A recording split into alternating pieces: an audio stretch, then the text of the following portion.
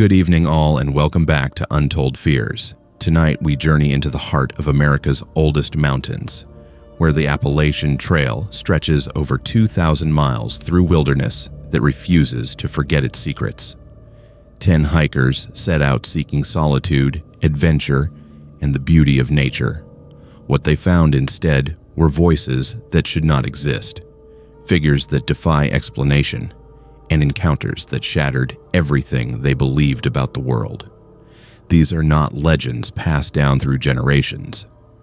These are real accounts from people who walked into the woods and returned forever changed, if they returned at all. If you're new here, make sure to subscribe to Untold Fears for daily true horror content that will keep you up at night. Hit that notification bell so you never miss when the darkness calls. Now, let us step into the shadows of the Appalachian deep woods, where civilization ends and terror begins. Ethan had just turned 29 that May, and after losing his marketing job in Boston, he decided to spend 3 weeks solo, hiking the Appalachian Trail through Maine to clear his head.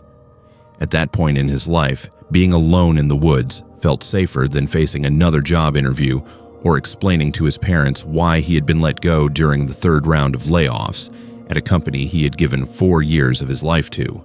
The severance check was enough to cover his bills for 2 months, and he figured he might as well spend some of it on something that mattered, something that would give him time to think about what came next. He had always wanted to hike the trail, always talked about it with his college friends over beers, but like most dreams, it had been pushed aside by the demands of adult life, by the grind of commuting and quarterly reviews, and pretending to care about marketing strategies for products he would never use. So when the pink slip came, when his boss awkwardly shook his hand and wished him well, Ethan went home, opened his laptop, and booked a one-way bus ticket to Monson, Maine. He had made it 87 miles into his journey when he reached Pierce Pond on the evening of May 18th. A remote camping area surrounded by dense forest where cell service disappeared completely, and the only sounds were wind through pine trees and the occasional call of a loon across the water. The pond itself was beautiful in that stark, northern way, dark water reflecting the sky like polished obsidian, surrounded by trees so thick and green they seemed almost black as the sun began to set. There were designated camping spots around the pond, rough clearings where previous hikers had built fire rings from collected stones, and Ethan chose one that sat about 40 feet from the water's edge, close enough to hear the gentle lapping of waves against the shore, but far enough back to avoid the mosquitoes that swarmed near the waterline after dusk. He set up his tent with practiced efficiency, having done this routine for the past 12 nights, then gathered firewood from the surrounding area, breaking dead branches over his knee and stacking them in a neat pile beside the fire ring. By 9:30 that night, he was sitting on a flat rock beside his campfire, eating freeze-dried beef stroganoff straight from the pouch and watching sparks rise toward the stars that were beginning to emerge in the darkening sky.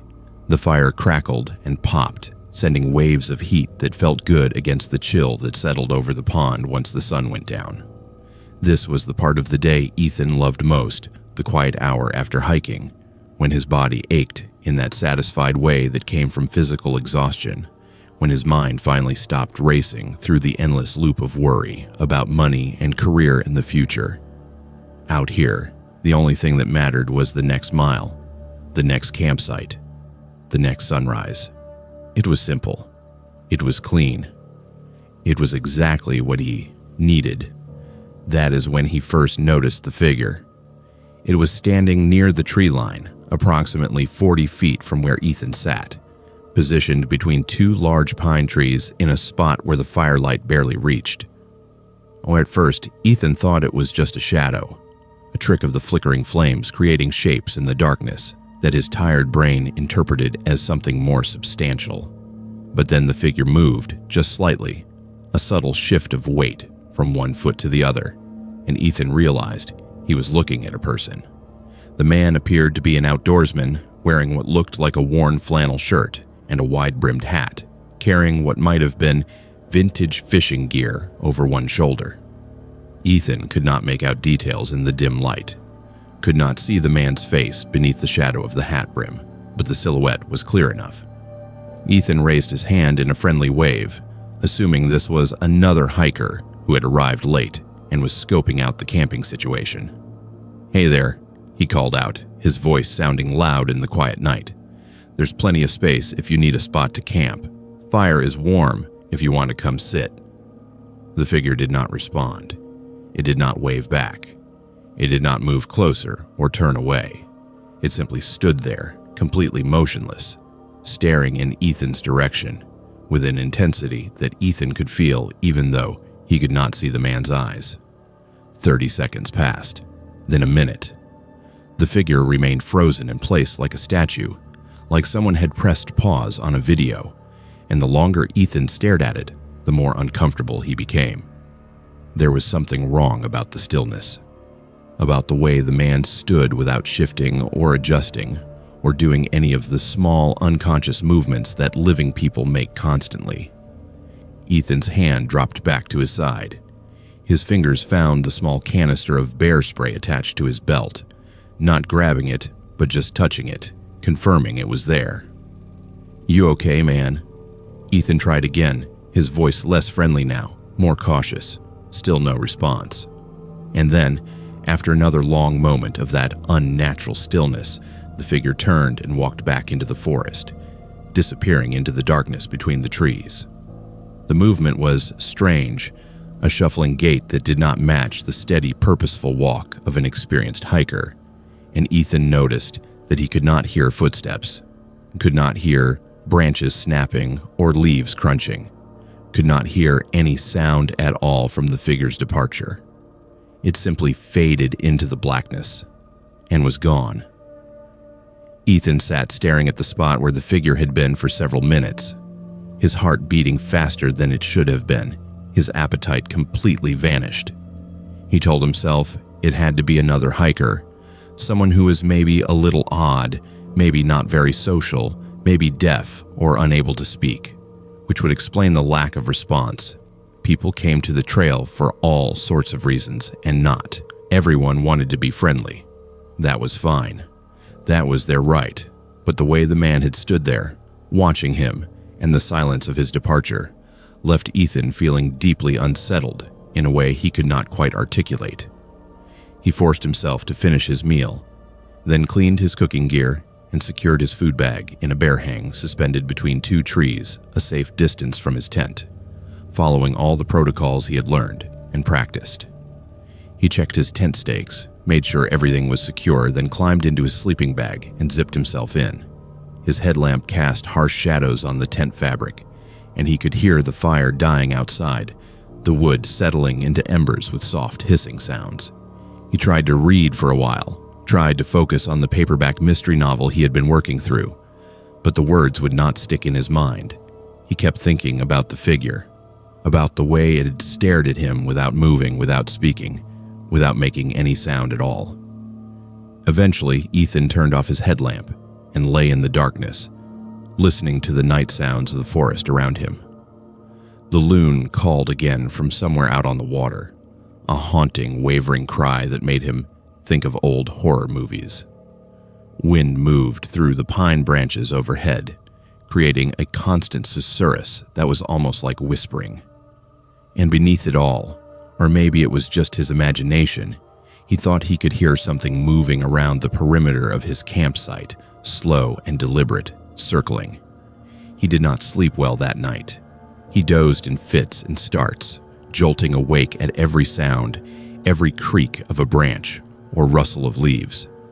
Twice he thought he heard footsteps near his tent, and he lay frozen in his sleeping bag, holding his breath, listening with every fiber of his being. But each time the sound faded, and he was left wondering if it had been real or imagined. When dawn finally came, when the first gray light began to filter through the tent fabric, Ethan felt exhausted, strung out on adrenaline and lack of sleep. He unzipped his tent and crawled out into the cool morning air, immediately looking toward the tree line where the figure had stood. There was nothing there, of course, just trees and shadows, and the normal landscape of a Maine forest in early summer. His campsite looked exactly as he had left it.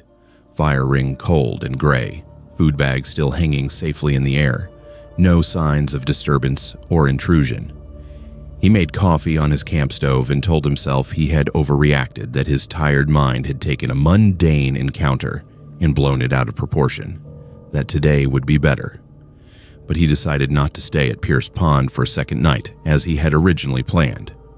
Something about the place felt wrong now, felt tainted by the encounter, and Ethan wanted to put distance between himself and whatever he had seen in the darkness. He packed up his gear and was on the trail by 7 in the morning, hiking, fast, pushing himself harder than usual, as if speed could erase the lingering unease that had settled into his bones. Except that night, when he made camp 14 miles north at a different site, when he sat by his fire eating dinner and watching the sun go down, the figure appeared again. It was 10:15 by his watch, and Ethan was getting ready to turn in for the night when he saw it standing at the edge of the firelight, in almost the exact same position as the night before, 40 feet away, between 2 trees, motionless and watching. This time, Ethan could see more details. The man's flannel shirt looked old, faded to a washed-out red and black check pattern. The wide-brimmed hat was some kind of canvas or felt, stained dark around the band, and his eyes, when the firelight caught them just right, were cloudy and pale, reflecting the flames in a way that did not look quite right, that did not look quite human. Ethan stood up slowly, his hand already on the bear spray at his belt. "Who are you?" he called out, his voice shaking slightly. "What do you want?" The figure's mouth moved, lips parting as if to speak, but no sound came out. Just silence.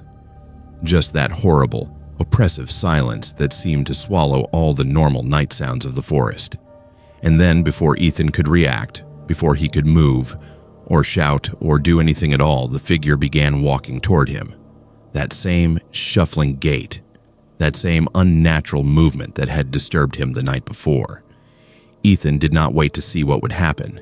He grabbed his flashlight and turned it on, pointing the beam directly at the approaching figure. And in that moment of bright illumination, he saw details that made his blood freeze in his veins.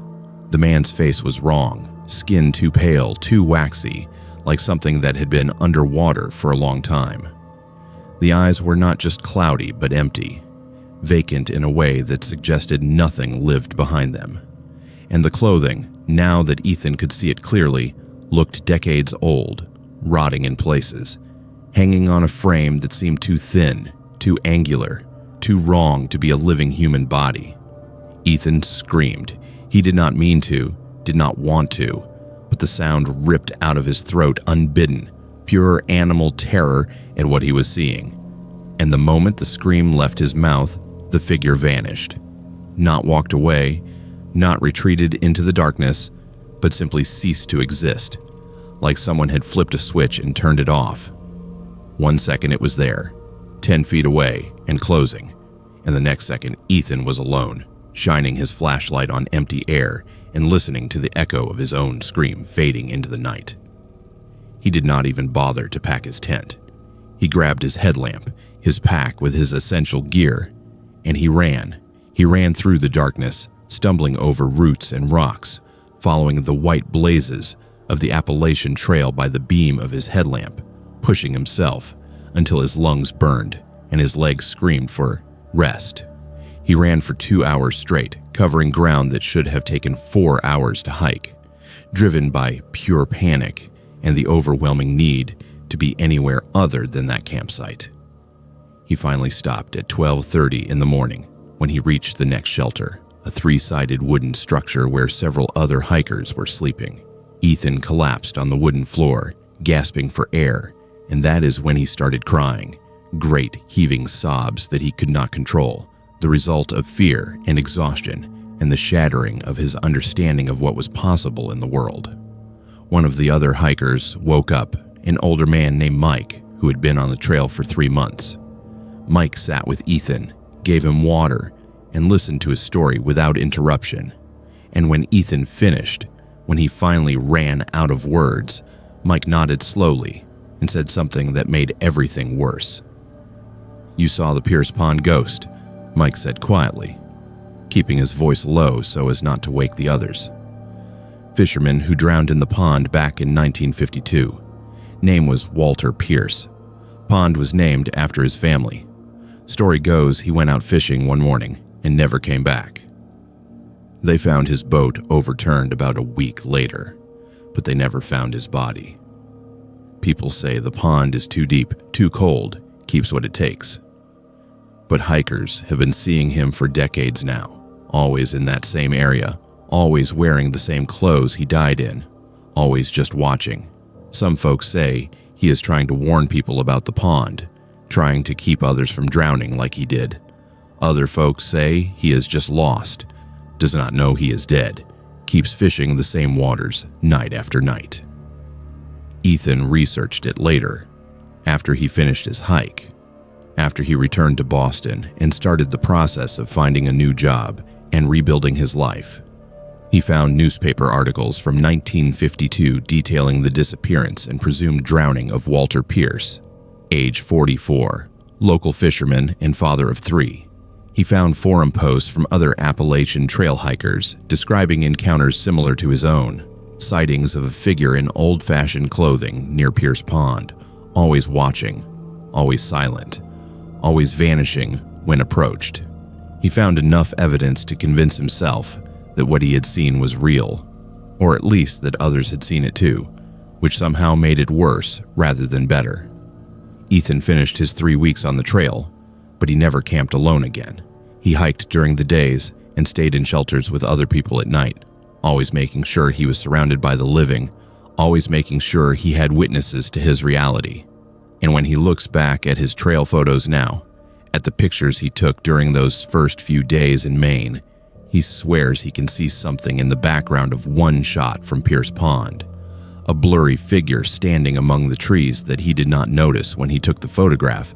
That should not have been there at all. To this day, Ethan does not hike alone anymore. He joined hiking groups, makes sure there are always other people around when he is in the wilderness, because he learned something on the Appalachian Trail that changed him permanently. Learned that the boundary between the living and the dead is thinner than we want to believe, and that some places hold on to their tragedies in ways we cannot explain or understand. Pierce Pond is one of those places, and Walter Pierce is still fishing those dark waters, still watching for something he lost a lifetime ago, still waiting for a rescue that will never come. Olivia had been planning her through hike of the Appalachian Trail for 2 years, saving every spare dollar from her nursing job in Atlanta, working double shifts on weekends and holidays, skipping vacations and social events so she could accumulate the money needed to take 3 months off and attempt the 2,190-mile journey from Georgia to Maine. She had spent those 2 years reading trail journals and blogs, watching YouTube videos of other hikers, studying maps and elevation profiles, preparing her body and her mind for what she knew would be the most physically demanding and emotionally intense thing she had ever done. At 26, Olivia felt like she was running out of time, like if she did not do this now, she never would. Like the older she got, the harder it would become to step away from her responsibilities and her life, and just walk into the wilderness for 12 weeks.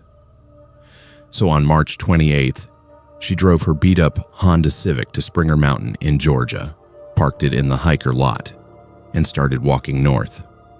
The first week went exactly as she had dreamed it would go, meeting fellow hikers at shelters and campsites, falling into conversations with strangers who would become trail friends, sleeping under stars in her new 3-season tent, and feeling the weight of her old life falling away with each mile she covered. By day 8, she had hiked 87 miles and reached Neal Gap, the first significant trail town, where she resupplied, took a shower, and slept in a real bed for the first time since starting her journey. That is when she noticed the man. He was sitting at the communal table in the hostel common area when Olivia came down for breakfast. A man who appeared to be in his mid-40s, with a dirty cargo pants and a faded hunting jacket that had seen better days. His beard was unkempt and graying, his eyes cold and watchful in a way that made Olivia immediately uncomfortable. She noticed him watching her, not in a friendly way, not in the way other hikers looked at each other, with the camaraderie of shared experience, but in a way that felt predatory, calculated. He did not eat breakfast. He just sat there drinking black coffee and watching people move through the hostel. And when his eyes landed on Olivia, they stayed there. She mentioned him casually to another female hiker named Sarah at the coffee station, asking if Sarah had noticed the creepy guy in the corner. Sarah nodded immediately, said she had seen him before on the trail about 50 miles back, that he was always around but never seemed to actually hike, that he just appeared and disappeared at random. Other hikers had started calling him the Watcher, though none of them could articulate exactly why he made them so nervous. But the fact that multiple women had noticed something off about him was enough for Olivia to decide she would hike fast that day, try to put distance between herself and this place and whatever was wrong about that man. She left Neil Gap around 9 in the morning and made excellent time, pushing herself harder than her planned daily mileage, covering 16 miles by late afternoon. She found a nice camping spot off-trail, set up her tent, made dinner, and settled in for the night. She felt good, felt safe, felt like she had escaped whatever that man's presence had been about. But as she was drifting off to sleep, she heard it. Footsteps on the trail, moving closer to her campsite. It was 10:30 at night, far too late for hikers to be on the trail in the darkness, and Olivia sat up in her sleeping bag listening intently as the footsteps came nearer. The man passed by her campsite, did not stop, just kept walking slowly into the darkness beyond. Olivia's heart was hammering in her chest. She recognized his gait, the distinctive way he moved, slightly shuffling, slightly off kilter. It was the Watcher. He had followed her, waited until she thought she was safe, waited until she was essentially alone in the darkness, and then he had come for her. The next morning, Olivia packed up quickly and hiked back to the main trail, not bothering to break camp in the usual careful way, just throwing everything in her pack and moving. She hiked 18 miles that day, pushing herself until her feet were bleeding, until her legs felt like jelly, until she reached the next shelter, where a group of 4 male hikers were setting up camp. She spotted one of them immediately. It was Mason, a man she had met on day 4 and had hiked near sporadically since then. Mason was tall and strong, a banker from Atlanta who was doing the trail to clear his head after a rough divorce. And Olivia did not hesitate to join their group and ask if she could camp nearby. She told them about the Watcher, about seeing him at the hostel, about the footsteps near her campsite the night before. The men took her seriously, in that immediate way that made her grateful for their presence, and also made her realize that without them, without male witnesses and male strength, she might be in real danger out here. They agreed she should hike with them, at least for a while, at least until the threat disappeared. And for the next 3 days, Olivia hiked in their group, staying close to Mason, feeling safe within the collective presence of other people. But on day 11, as the group was preparing to hike out that morning, Mason mentioned that he and another hiker named Noah were going to push ahead, try to make 20 miles instead of the planned 15, wanted to get to a specific shelter before a weather system moved in. Olivia felt panic rising in her chest. She did not want to be separated from them, did not want to hike alone or in a smaller group, but she also could not ask them to change their plans for her, could not impose that burden on them. So she said, okay, said she would hike with the other 2 men in their group who were moving at a slower pace. By noon, those 2 men had stopped at a water source to refill and take a break, and Olivia decided to push on ahead alone, just for a few hours, just to make up some time. She told them she would see them at the next shelter, that she felt good and wanted to take advantage of the momentum. They agreed, and Olivia started hiking alone through a particularly isolated section of trail. No shelter in sight, no other hikers visible in either direction. She was checking her watch, thinking about the distance she still needed to cover, when she realized something was wrong. The forest had gone quiet. Completely, utterly quiet.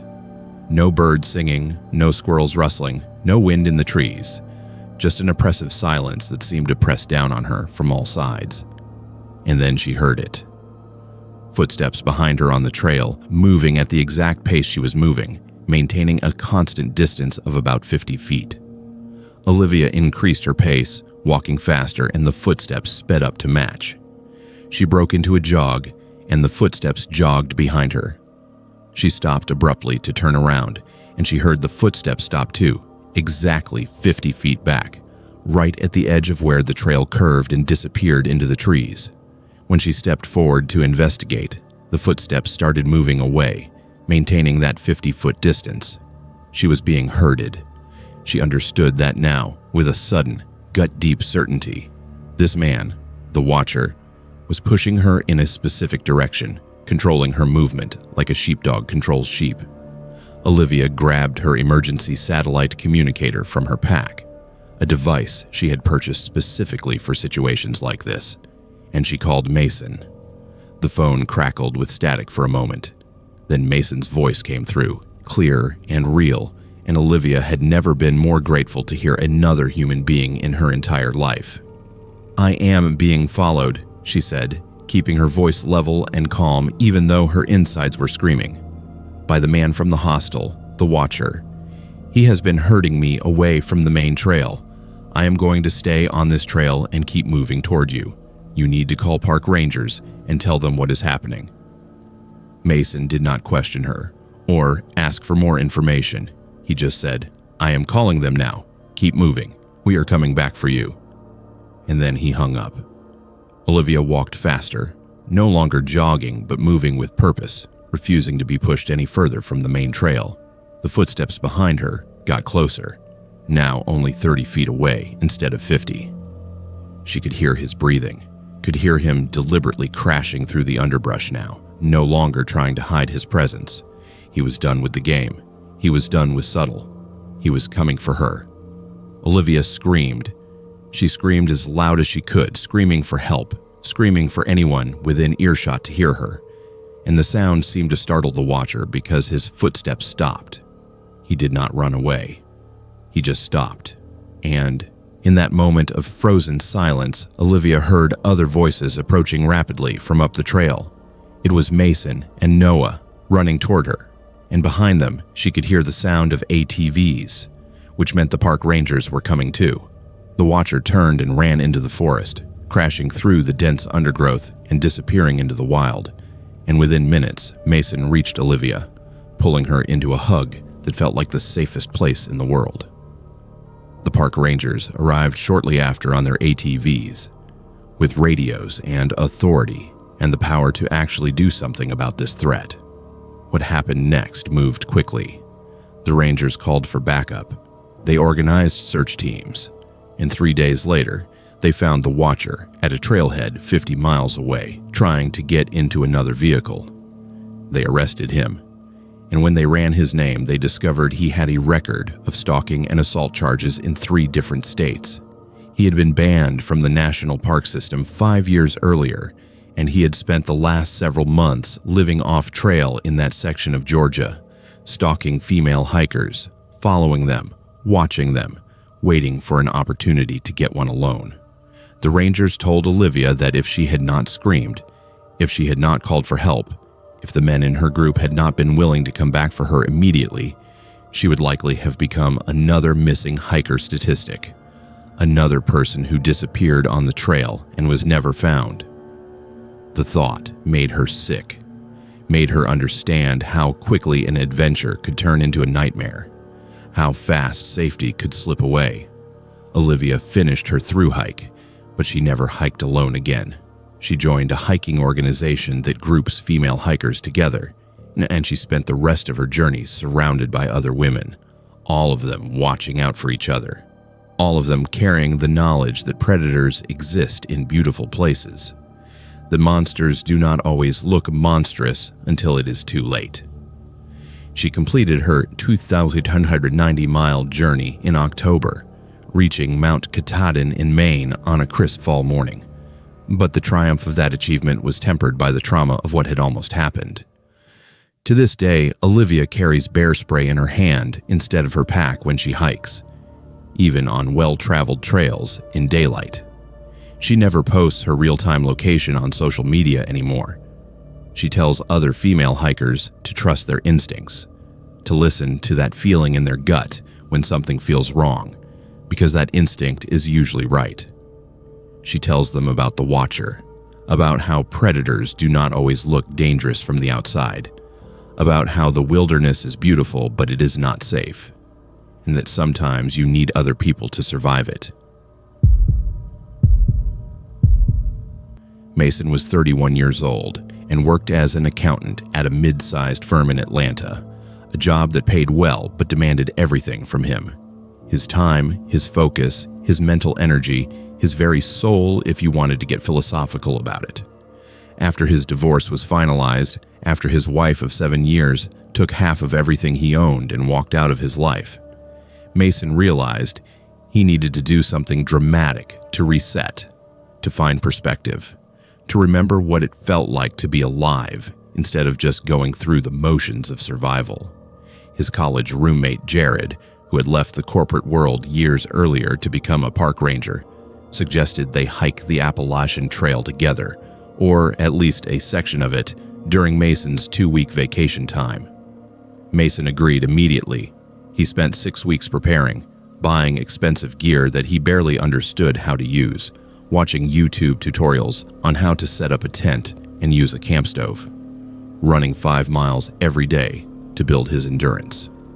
By the first week of June, he and Jared had started their hike at Springer Mountain in Georgia, and they were making excellent progress despite Mason's initial concerns about his physical fitness and ability to handle the psychological demands of being in the wilderness for extended periods. By day 11, they had reached Blood Mountain, a prominent peak in northern Georgia, with a stone shelter near the summit, built decades earlier by the Civilian Conservation Corps. The mountain had history and reputation. Local legends spoke of a battle between Cherokee and Creek nations that had been fought on these ridges, of blood spilled into the red soil, of spirits that were said to linger in the area. Other hikers Mason and Jared had met at earlier shelters had warned them not to camp at Blood Mountain, had told stories about strange occurrences, about paranormal activity, about electronic devices failing and voices in the darkness. But Mason and Jared were both skeptics. They were rational men who did not believe in ghost stories, who dismissed supernatural explanations for things that had natural causes, who laughed at the warnings as they sat around a campfire eating dinner. Blood Mountain sounded like the perfect place to spend a night, they decided, because they wanted to experience it, wanted to test their skepticism against whatever the mountain might throw at them, wanted to have a story to tell when they got back to Atlanta about how they slept in a haunted shelter, and nothing happened because ghosts did not exist. They reached the shelter at 5:30 in the evening, and the first thing Mason noticed was that it was cold. Not cool, not refreshingly chilly, but actively, aggressively cold, despite the fact that the outside temperature was a pleasant 68 degrees and the sun was still high in the sky. The stone shelter seemed to radiate cold from its very walls, and when Mason breathed, he could see his breath, could see actual vapor forming in the air despite the warm evening surrounding them. Jared noticed it too, and they exchanged a glance that said they both found it odd, but neither wanted to be the first to suggest leaving. They set up their sleeping bags inside the shelter, built a fire in the stone fire ring at the shelter's mouth, cooked dinner, and settled in to wait for darkness. They brought a solar charger and a portable speaker, and they listened to music as the sun descended toward the horizon, and the temperature inside the shelter continued to drop. By 7:30 p.m., when the sun had touched the western ridge and was painting the sky orange and pink, their breath was clearly visible, and they had added their fleece jackets on top of their regular clothes. At 9 p.m., they heard the first sounds outside the shelter. Footsteps. Heavy boots on gravel and stone, moving with a deliberate pace, circling the shelter structure. The sounds were loud enough that neither Mason nor Jared could dismiss them as imagination or the settling of stone or wind through trees. These were definitely footsteps made by something substantial and physical. Mason grabbed his flashlight and stepped outside the shelter to investigate. But when he aimed the beam into the darkness, he saw nothing. No person, no animal, no movement of any kind. But the footsteps continued, circling the shelter, coming from different directions, sometimes sounding like they were coming from the north, sometimes from the east, sometimes from the south, in a pattern that seemed impossible for a single person to create. "Who is there?" Mason called out, his voice sounding small and uncertain in the vastness of the mountain night. The footsteps stopped abruptly, and the silence that followed was absolute and crushing. Mason went back inside the shelter, where Jared was sitting with his own flashlight pointed at the entrance, both of them now fully alert. Both of them now understanding that whatever was happening outside their shelter was not explicable by normal means. At 10:45 p.m., they heard voices. At first, it sounded like someone speaking in a language neither of them recognized, a low murmuring that came from somewhere beyond the circle of firelight. Then the sound became clearer, and they realized there were multiple voices, some of them speaking over each other, some of them rising and falling in what sounded like chanting or arguing. The language was definitely not English, and neither Mason nor Jared could identify it, but it had a cadence and intensity that suggested emotion, conflict, ancient anger being expressed across the centuries. Mason grabbed a notebook and tried to transcribe some of the sounds phonetically, trying to capture the words in case they could figure out what language it was later. But the more he wrote, the less sense it made, the more the sound seemed to shift and change, becoming less like language and more like pure animal vocalization, like nothing that should have come from a human throat. At 12:47 a.m., they both woke up simultaneously, though neither had realized they had fallen asleep. The sound outside the shelter was different now. It was a scraping, rhythmic scraping, like something metal being dragged across stone, and it was coming from directly against the shelter walls. The sound moved around the structure, scraping, scraping, scraping, and then it changed to pounding, heavy impacts that seemed to reverberate through the stone shelter itself, that made the walls themselves seem to vibrate in response to the force.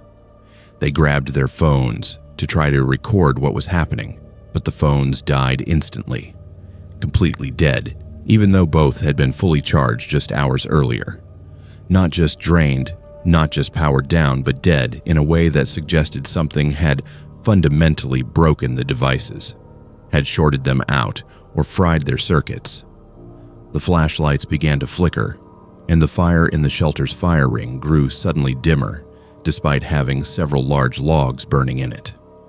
The pounding continued, now from all sides simultaneously, a cacophony of violence that suggested multiple entities attacking the shelter from every direction at once. The stone shelter seemed to shake, dust and small rocks falling from the ceiling. Mason and Jared huddled together in the center of the shelter, unable to do anything but wait, unable to run because running into the darkness seemed even more dangerous than staying, unable to call for help because their devices had failed. And then, at exactly 1:37 a.m., everything stopped. The pounding ceased. The voices fell silent. The scraping sound ended abruptly. The fire in the fire ring suddenly burned brighter, and a wave of warmth seemed to flow through the shelter. And in a span of maybe 30 seconds, the temperature went from Arctic freeze to normal summer evening temperature. The change was so sudden and so complete that it seemed physically impossible, like someone had simply turned a switch and changed the entire environment. Mason and Jared stayed awake for the rest of the night, sitting together, too terrified to sleep, too confused to speak much. When dawn came, when the first gray light of pre-sunrise began to filter through the darkness, they packed their gear with shaking hands and left Blood Mountain immediately, hiking 5 miles before stopping for breakfast, neither of them willing to spend another second on that cursed peak. At the next shelter, they encountered a park ranger who was doing routine maintenance on the trail infrastructure. They told him what had happened, expecting skepticism and rational explanations. Instead, the ranger nodded, like he had heard variations of this story before. "Blood Mountain has a history," the ranger said, sitting down on a log and pulling out a thermos of coffee. "I have worked for the National Park Service for 23 years, and I have probably heard 50 different accounts from hikers who spent the night at that shelter and experienced something strange. Electronic devices failing is the most common report. Unexplained sounds are second. A few people have reported actually seeing figures, shadowy shapes, or humanoid silhouettes, but those accounts are rare." "What causes it?" Jared asked, his voice hollow. "There has to be a rational explanation. Electromagnetic anomalies, geological activity." The ranger shrugged. "We do not know. Some people think it is electromagnetic interference from underground mineral deposits. Some think it is acoustic effects created by the specific shape and composition of the stone shelter combined with wind patterns and geographical features. A few paranormal researchers have done investigations up there and collected recordings of voices they cannot explain, supposedly spoken in languages that died out centuries ago. What do you think caused what you experienced?" Mason and Jared looked at each other, and neither of them answered, because they both knew, with a certainty that went beyond rational thought, that what they had experienced was not explicable by any natural phenomenon. What they had encountered on Blood Mountain was something other, something that existed outside the framework of their modern understanding of how the world worked, something that had been on that mountain long before the shelter was built and would still be there long after they were gone. When they returned to Atlanta and tried to develop the photos and videos Mason and Jared had taken inside the shelter, they found something strange. The images they had captured before the sun went down were clear and normal, but every photo taken after dark showed a disturbing visual anomaly. A blurry figure standing in the corner of the shelter in some photos, a shadowy shape visible through the stone walls in others, and in one particularly disturbing image, what looked like dozens of pale faces pressed against the shelter walls from the outside, though only darkness was visible in that direction when they had actually been inside the shelter. Mason completed his section hike, but cut the trip short by 3 days, unable to shake the feeling that something had followed them off that mountain, that something was watching him even now, months later, back in his office in Atlanta. He has returned to his skepticism about most things, but not about Blood Mountain. He knows what he experienced there. He cannot explain it, does not want to try to explain it, wants only to forget it. To this day, he tells anyone who will listen to avoid camping at Blood Mountain Shelter. He says the warnings are real, the stories are real, and whatever haunts that place is very much awake and very much aware. And he will never go back there, not even in daylight, not even with a group of 20 people armed with weapons and recording equipment.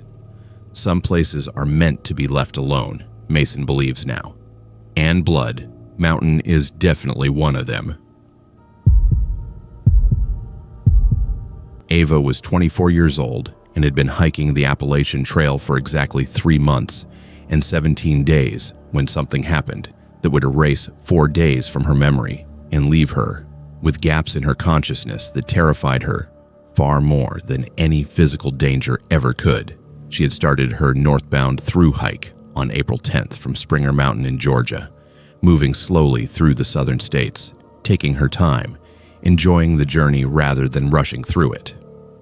By mid-July, she had reached central Pennsylvania in a section known as Roxylvania because of the brutal, ankle-twisting terrain that seemed designed by nature specifically to punish anyone foolish enough to try to cross it. The last clear memory Ava had was of July 18th, of setting up camp at Darlington Shelter around 5:45 p.m. in the fading light of late afternoon.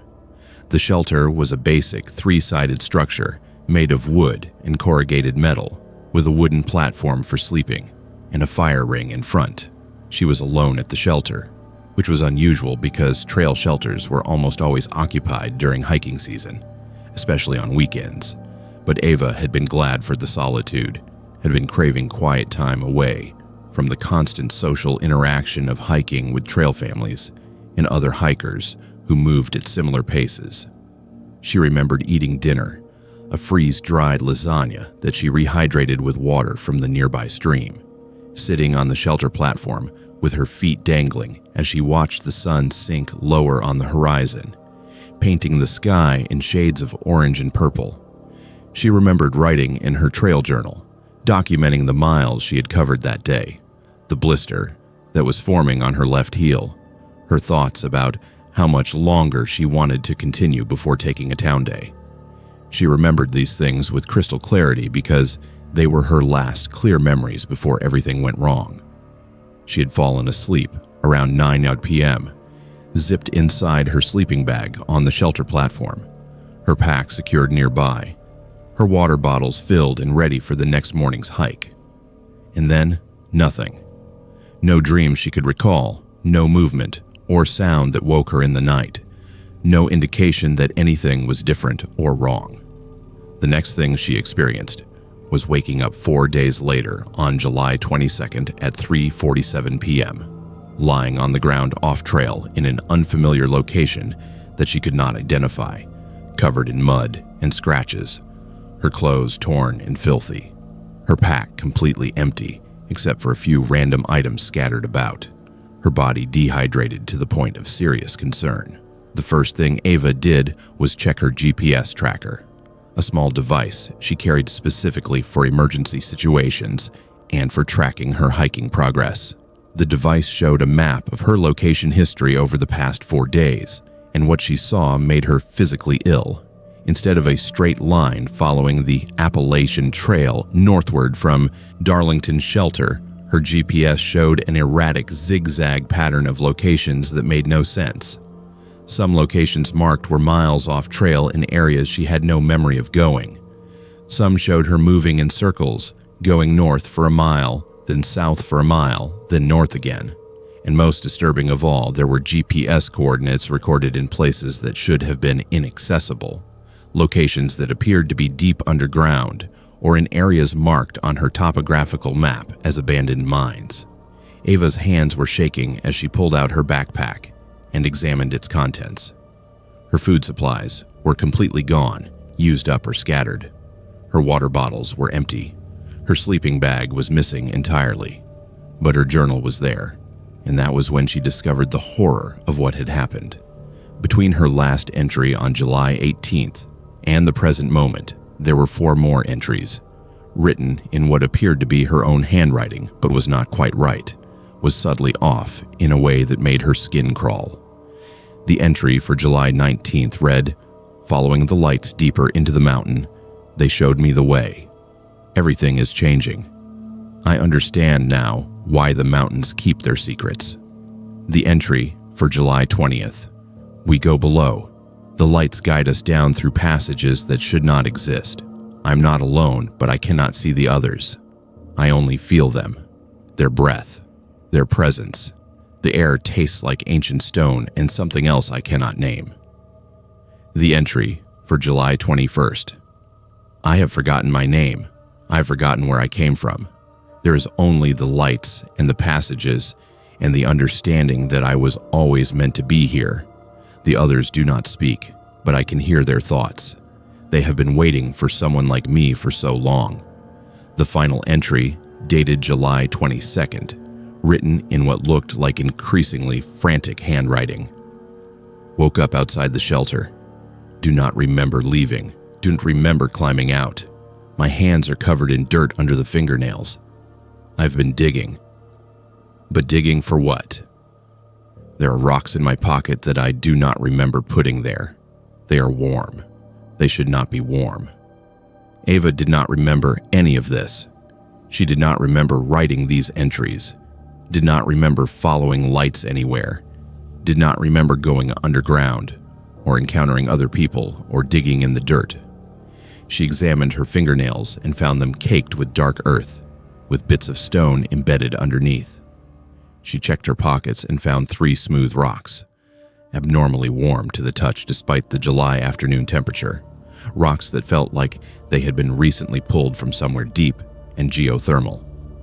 She was so confused and so frightened that she did something she had been trying to avoid doing for 3 months of hiking. She activated her personal locator beacon, the emergency device that would summon rescue services from her exact GPS location.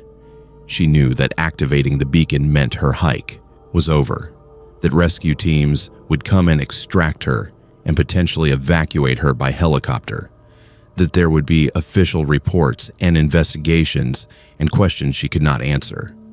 But she was in crisis, was experiencing dissociation, and lost time and memory gaps that suggested something was seriously wrong with her mental or physical health. Park rangers arrived by ATVs at 5:15 p.m., responding to her emergency beacon activation. Ava was taken to a hospital in a nearby town, where she underwent a complete physical examination and battery of tests. The doctors found no signs of assault, no drugs or alcohol in her system, no indication of trauma beyond dehydration and minor cuts and scratches. They sent her to a psychiatrist who diagnosed her with a dissociative fugue state, a temporary condition where she had apparently experienced a disconnect from reality and lost time and memory. The psychiatrist suggested that heat exhaustion combined with the stress of solo hiking for 3 months had triggered the episode, that her mind had essentially checked out to protect itself from the strain. But Ava knew something else had happened. She knew it with a certainty that transcended logical explanation. And when the local police investigated, when they hiked to the locations marked on her GPS tracker and examined the terrain, they found things that the psychiatrist could not explain. At coordinates marked in her GPS history for July 20th, in an area that appeared to be solid forest on satellite maps, they found evidence of recent mining activity, old equipment, collapsed tunnels, and most disturbing, coal dust and residue that suggested the mines had been worked recently, within the last few days. At another location, rangers found evidence of a large clearing that was not on any official maps, with grass that looked burned and scorched in an odd pattern, and stones arranged in a geometric shape that suggested deliberate human arrangement. When Ava saw photos of this clearing, she recognized it. She knew that place. She had seen it, but not in the daytime and not in any physical sense. She'd seen it in dreams or visions or something else entirely that she had no vocabulary for. Ava's camera was recovered with her gear, and when the photos were reviewed, there were 47 pictures that Ava did not remember taking. These photos showed only darkness and strange points of light in the distance, sometimes clustered, sometimes solitary, sometimes forming patterns that resembled constellations or symbols. The photos were clearly taken over the 4-day period, evidence that she had been awake and mobile during the time she had no memory of, evidence that she had been documenting something even though she could not consciously remember doing so. She ended her through hike immediately. She returned home to her apartment in Colorado, and she spent the next 6 months in therapy, trying to process what had happened, trying to understand the gap in her memory. She researched dissociative disorders, looked into cases of lost time and fugue states, tried to find a rational explanation for her experience. But the more she researched, the more she encountered stories similar to hers, accounts from other hikers in that same section of Pennsylvania describing missing time, memory gaps, unusual GPS tracks, and lost days they could not account for. One hiker reported hiking past an abandoned coal mine and seeing lights moving deeper underground, lights that called to him, that made him want to follow them. He made it only a few hundred feet into the mine before something about the place snapped him out of his trance-like state, and he fled back to the surface. Another hiker described being at a shelter when all the electronics in the area went dead simultaneously, and when they came back online hours later, the GPS showed she had hiked 12 miles while she was still sitting in the shelter. A third hiker reported hearing voices speaking in a language he could not identify, voices that seemed to come from underground and seemed to know his name. Ava has not returned to the Appalachian Trail. She has not gone back to finish her through hike. The experience left her with a permanent anxiety about her memory, a fear that she might black out again and lose time she could never recover. To this day, she keeps all her electronics on her, constantly, always checking her GPS location, always verifying that she knows where she is and what time it is and how she got to that location. And sometimes, on quiet nights, she takes out the 3 rocks that she recovered from her pockets during that lost time. The rocks that are still warm to the touch despite sitting in a box for months. And she tries to remember where she found them. Because she knows, with the part of her mind that experiences things beyond rational explanation, that those rocks came from somewhere deep, somewhere old, somewhere that exists in the spaces between the mountains, where human logic does not apply and the world operates under rules we cannot understand. She wonders if she is still down there, in those passages below the mountains, in that place of lights and ancient knowledge. She wonders if the 4 days she lost were actually much longer, if she has aged years, even though only days passed in the normal world. She wonders if the thing that woke up on July 22nd in the dirt outside Darlington Shelter is really Ava at all, or if it is something else, something that was waiting below for a long time, something that finally got what it wanted when she walked into that shelter on July 18th and never came back out. Liam was 35 years old and had been section hiking the Appalachian Trail for 5 years, completing it in pieces during his vacation time from his engineering job at a technology company in Raleigh, North Carolina. He had discovered that pushing himself through wilderness challenges was the only thing that made him feel alive, the only thing that broke through the monotony of his corporate existence, the only thing that reminded him why he was still on this earth. His wife did not understand his obsession with the trail, did not understand why a grown man would spend 2 weeks of vacation time every year walking through the woods when he could be on a beach or a cruise ship or anywhere remotely comfortable. But Liam did not do it for comfort. He did it for the feeling of being reduced to his most essential self, stripped of all the trappings of modern life, connected to something primal and real. October in the Great Smoky Mountains was his favorite time to hike, his annual pilgrimage into the southern Appalachians when the weather was perfect and the crowds of summer tourists had dispersed. This particular October, he had planned a 4-day trek through the Smokies, starting at a trailhead near Cades Cove and planning to loop around the park before exiting at a different trailhead. He had studied the maps, planned his campsites, arranged his resupply points, done everything a responsible solo hiker should do. What he had not planned for was a severe weather warning that came through on his satellite weather radio on day 2 of his hike. The warning indicated that an ice storm of unusual severity was moving through the region, carrying temperatures that would drop from the current 58 degrees to well below freezing within hours. Liam was at mile 23 of his planned 45-mile route, camping in a scenic area near a high ridge when he received the warning at 3:00 p.m. on October 14th. He had been through storms on the trail before, understood the risk of hypothermia and exposure, and knew that his tent and sleeping bag might not be sufficient protection if the weather became as severe as the warning suggested.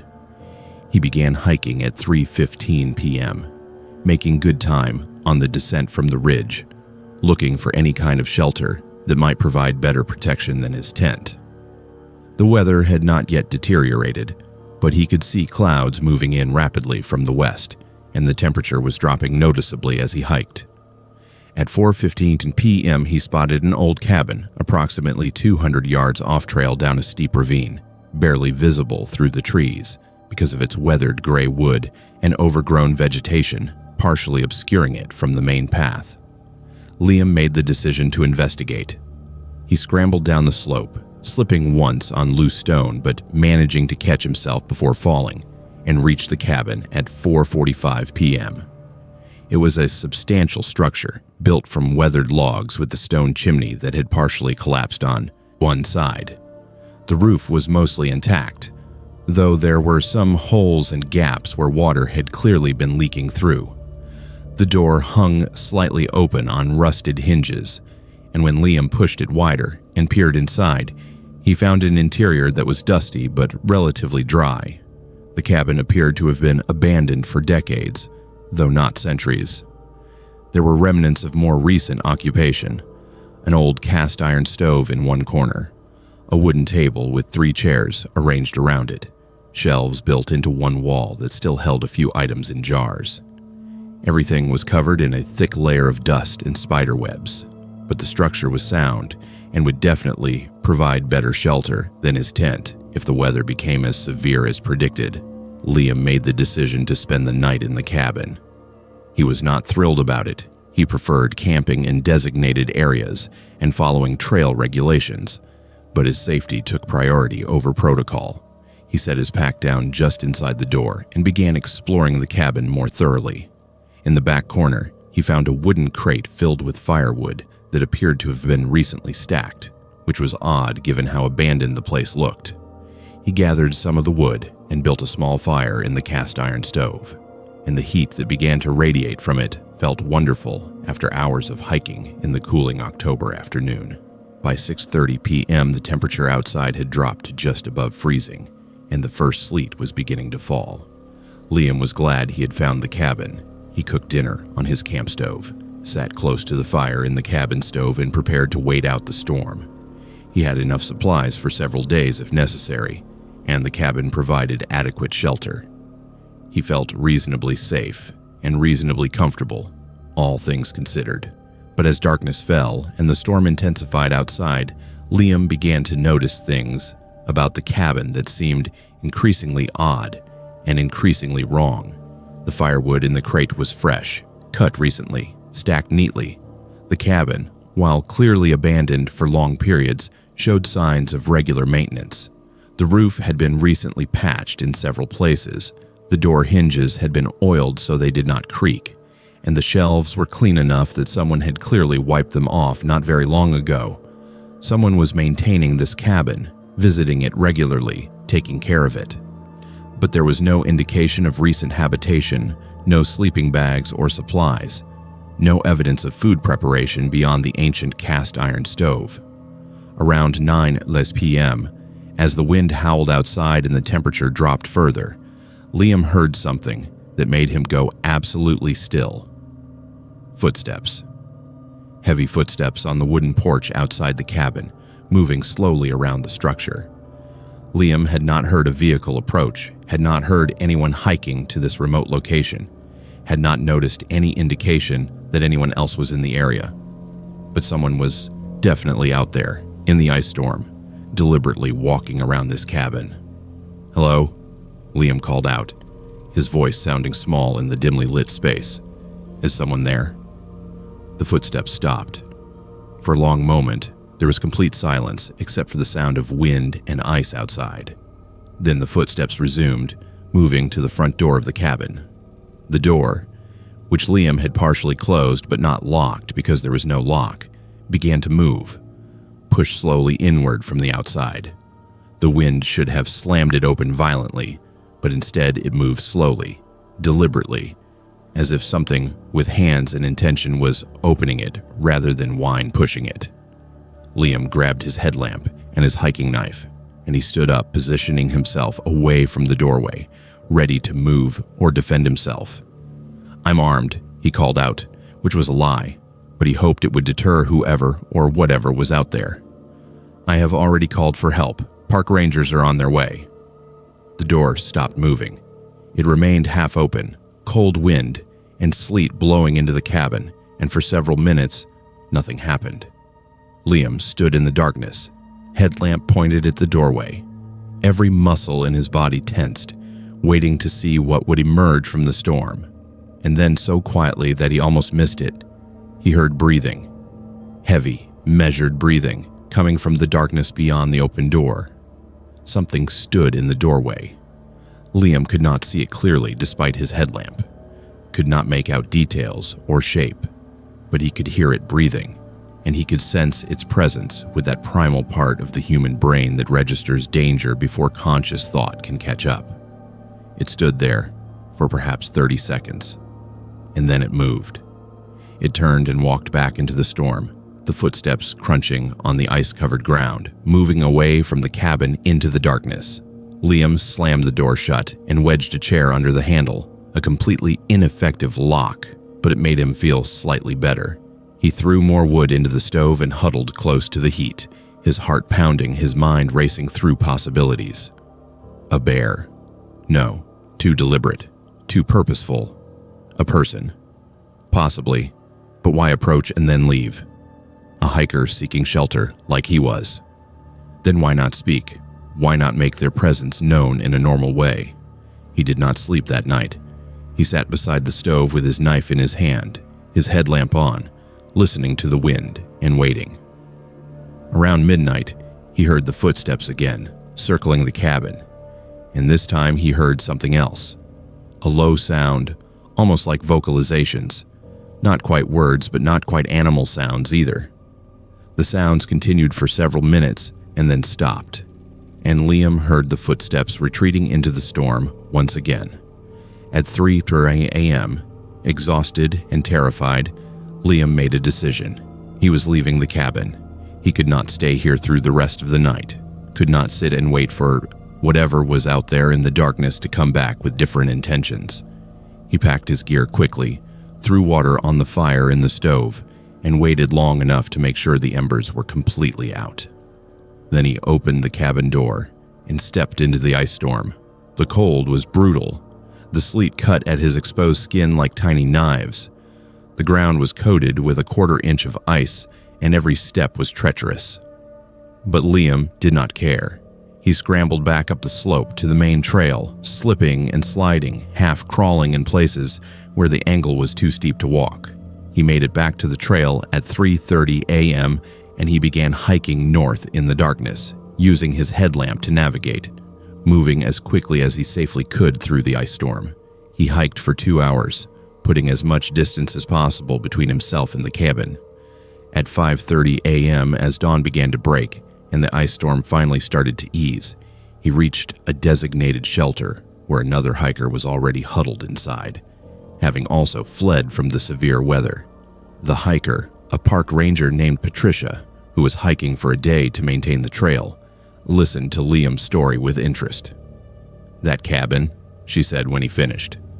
"I know the one you mean. It is not on any official park maps, but we know about it. Park rangers use it occasionally for emergency shelter, which is why we maintain it. But nobody has been out there to maintain it for at least 6 months. Snow and weather prevent vehicle access in winter and early spring, and we usually do not get to it until late spring." "Someone was maintaining it," Liam said. "The firewood was fresh. The roof had been patched recently." Patricia nodded slowly. "We know. There's a section of the park we do not talk about much, about 3 miles from that cabin. There is a legend, Native American and old settler stories both, about that area. The Smokies have always been sacred ground, and some people believe certain places here are thresholds, places where the boundary between the living world and the spirit world is thin.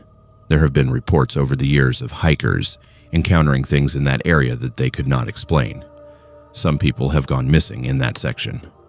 "What kind of things?" Liam asked. "Figures that disappear when approached. Voices in the dark.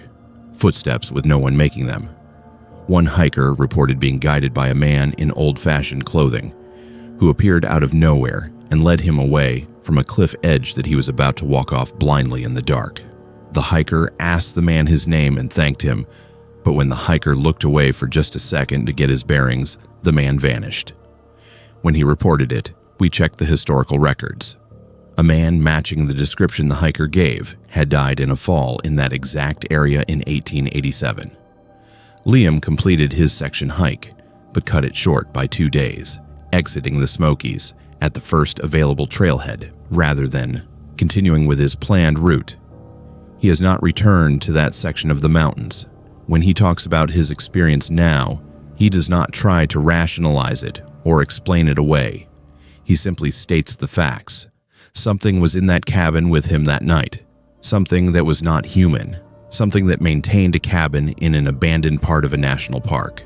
Something that appeared in ice storms and walked through the darkness for purposes he could not comprehend.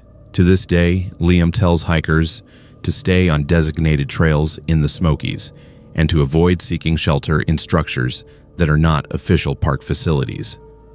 Because sometimes, he believes, shelter is offered not for protection, but for a different purpose entirely.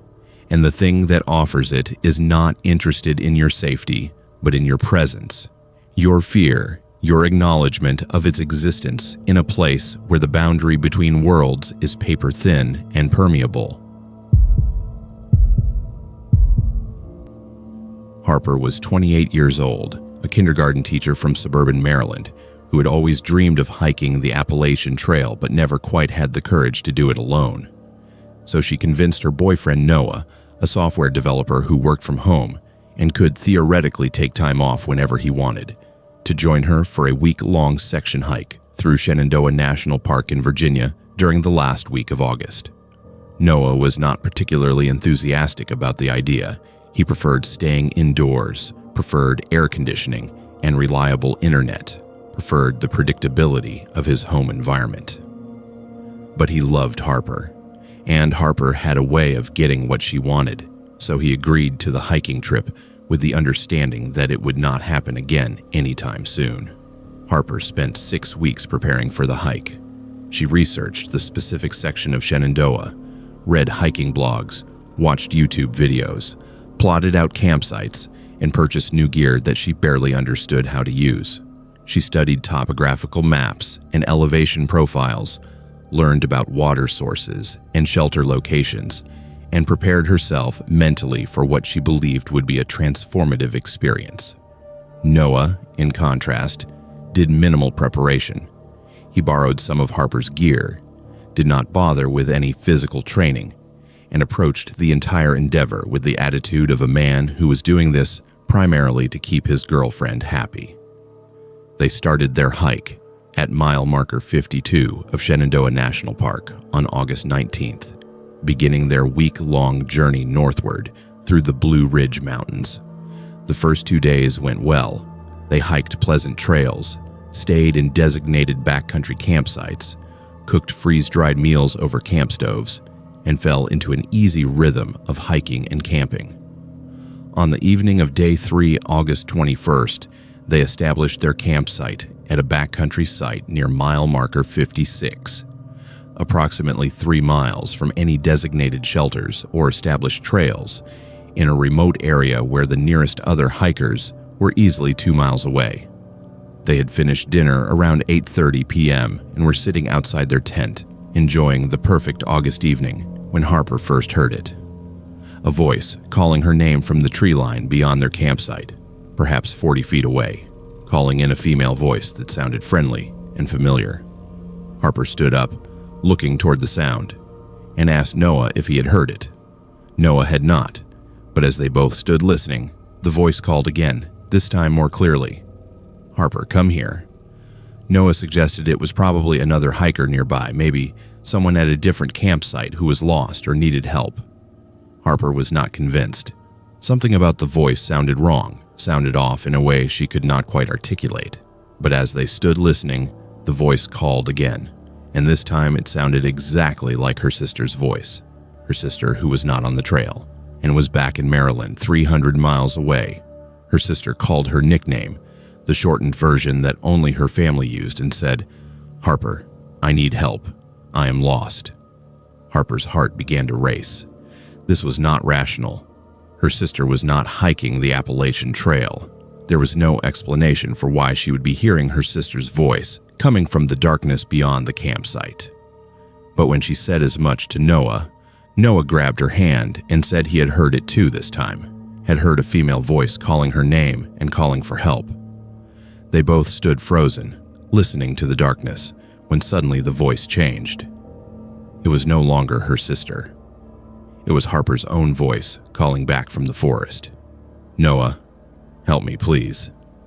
Noah looked at Harper, standing right next to him in the beam of his headlamp, and then back at the darkness where the voice was coming from, calling his name in Harper's exact voice, Harper's exact tone, Harper's exact inflection, begging for help, saying she was lost and hurt and needed him.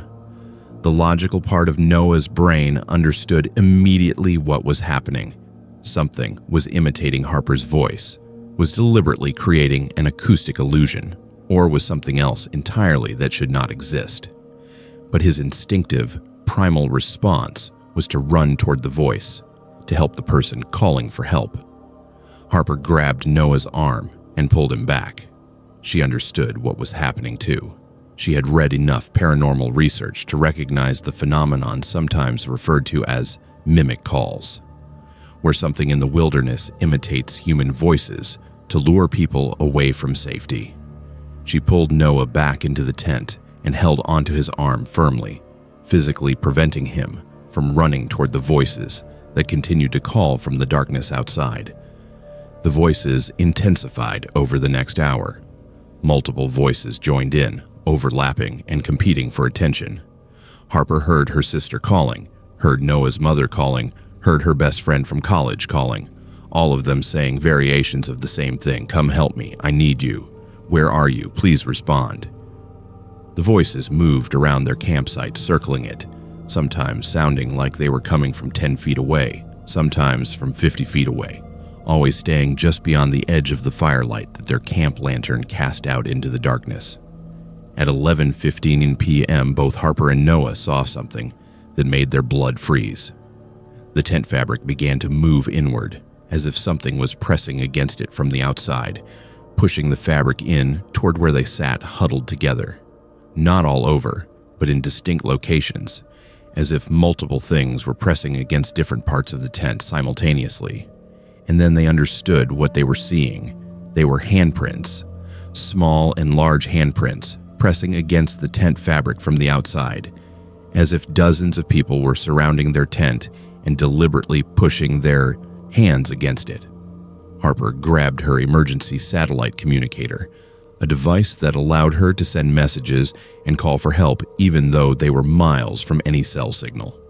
She activated the device and transmitted an emergency message to park rangers. The response took several minutes, but finally a message came back. Rangers were mobilizing, help was on the way, stay in the tent and stay calm.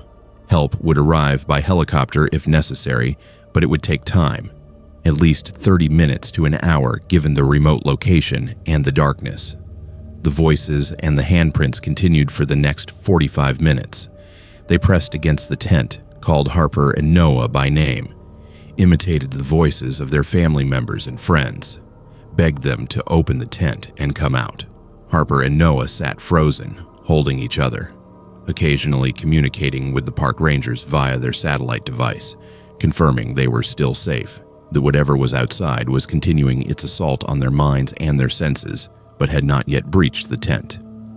At 12:47 a.m., park rangers arrived with flashlights and radios, coming down the trail to the campsite with equipment and authority and the presence of other human beings. The voices and the handprints stopped immediately. The darkness seemed to retreat, and when the rangers shone their flashlights around the campsite, there was nothing to see. No people, no animals, no obvious sources for the phenomena Harper and Noah had experienced. The rangers were professional and non-judgmental. They had investigated similar reports in the Shenandoah backcountry, had heard accounts from other hikers of voices calling their names in the darkness, of handprints on tents, of acoustic phenomena that could not be rationally explained. One of the rangers privately told Harper that the area they had camped in had a history of paranormal activity, that hikers had been reporting strange occurrences in that specific location for at least a decade. The acoustic properties of the valley combined with something else, something the rangers could not explain, seemed to create perfect conditions for the phenomenon they had experienced. Harper and Noah packed their gear and hiked out of the backcountry with the rangers, ending their planned week-long hiking trip after just 3 days. They returned to their normal lives, to Maryland and their jobs and their apartment. But something had changed in both of them. Harper researched similar phenomena and discovered dozens of accounts from hikers around the world who had heard their names called in forests and wilderness areas, who had heard the voices of people they knew, who had experienced the same acoustic illusions or whatever they were. One hiker's account particularly disturbed her. "I heard my daughter calling to me from the forest. My daughter, who had died 3 years earlier in a car accident. I heard her voice calling my name, calling it in her exact voice, with the exact inflection she had used in life. I almost went into the forest after her. If my friend had not physically stopped me, I believe I would have walked into the darkness and would never have returned." To this day, Harper carries audio recordings of her own voice, her sister's voice, her parents' voices on her phone. She listens to them regularly, familiarizing herself with the exact patterns and inflections and subtle characteristics of how these people really sound. Because she learned something in Shenandoah National Park that changed her fundamentally. Not everything that sounds human actually is human, and sometimes the most dangerous thing in the wilderness is not a predator or a storm or an injury, but something that understands exactly how to reach into your mind and pull out the voices of the people you love most to use against you. She tells other hikers to never, under any circumstances, follow a voice calling their name in the wilderness. She tells them to not respond, to not try to help, to assume that whatever is calling their name from the darkness has hostile intent. She tells them that her life might have ended in that tent in Shenandoah if Noah hadn't been there with her, if they had been separated, if one of them had made the mistake of running toward the voices in the darkness to help someone who was not actually there. And she tells them that sometimes the scariest things in the mountains are not the bears or the storms or the steep cliffs, but the things that know exactly who you are and exactly how to make you want to run toward your own destruction. Noah was 30 years old and had been hiking the Appalachian Trail in sections over the course of 5 years, working his way through the trail in reverse order, starting in the south and working gradually northward. Unlike the traditional northbound hikers, who started at Springer Mountain in March and rushed through Georgia and North Carolina trying to reach Maine before the autumn weather turned dangerous, Noah had no deadline and no particular hurry. He preferred to take his time, to experience each section fully, to linger in beautiful areas, to hike solo because he enjoyed his own company more than the often competitive atmosphere of group hiking. By late September, Noah had reached Vermont and was 2 weeks into what was supposed to be a 3-week southbound section hike, starting from near the Massachusetts border and working his way north toward Canada. He had been on the trail since early September and had fallen into that meditative state that long-distance hiking produced, where the rhythm of walking and the physical exertion combined to create a kind of moving meditation that quieted his mind and opened his awareness to the subtle details of the landscape around him. He had met several other southbound hikers at various shelters and trail towns, had hiked with them briefly before their different paces separated them again, had exchanged contact information with a few of them, with the casual assumption that he might never actually see them again. One of these hikers was a man named Lucas, who had introduced himself at a shelter near Brandon, Vermont on September 18th. Lucas appeared to be in his late 40s or early 50s, wearing vintage hiking gear from what looked like the 1970s or 1980s, a faded hiking boot brand that no longer existed, a backpack design that had been obsolete for decades, hiking clothes that were worn but meticulously maintained. Lucas was friendly in a quiet way, told interesting stories about hiking the trail years ago, but there was something odd about his narrative. He mentioned places on the trail that no longer existed, referred to trail shelters that had been removed decades earlier, spoke about route configurations that had changed years ago.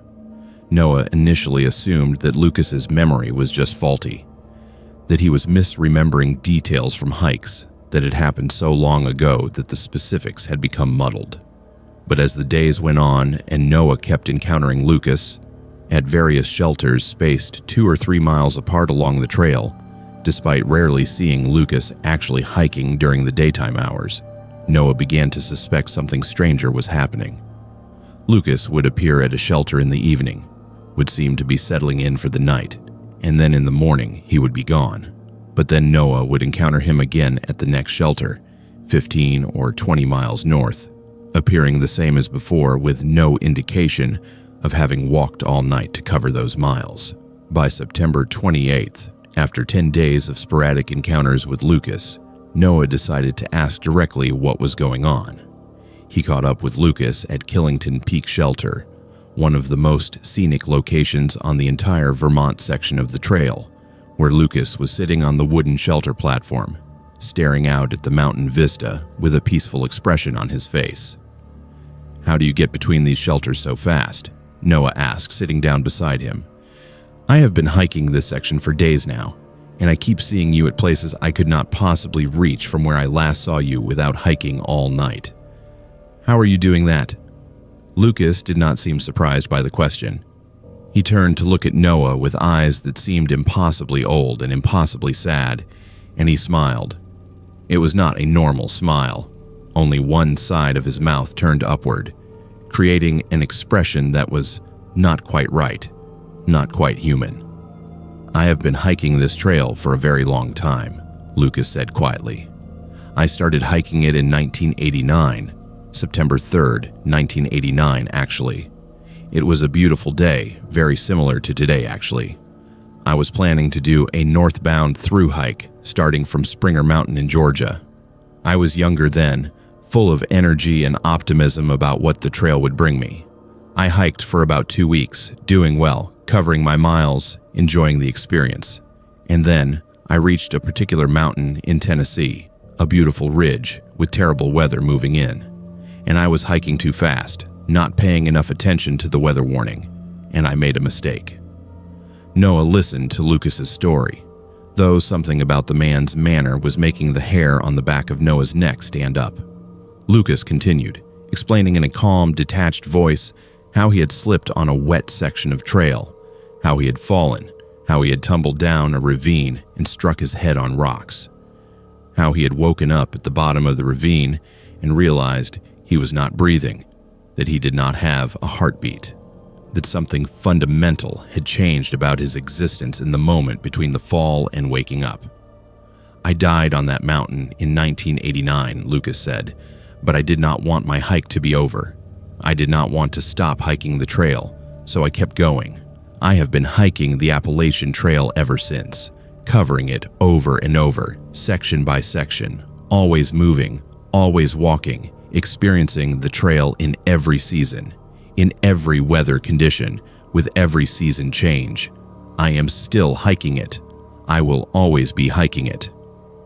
Noah stood up abruptly, the rational part of his brain rejecting what Lucas was saying, but his instincts screaming at him to get away from this man, to put distance between himself and whatever Lucas actually was. He looked at Lucas's hand resting on the shelter platform beside him, and he saw something that made his blood freeze. Lucas's hand was translucent, was slightly blurred at the edges, was visible but somehow not entirely present in the physical world. "You're not real," Noah whispered.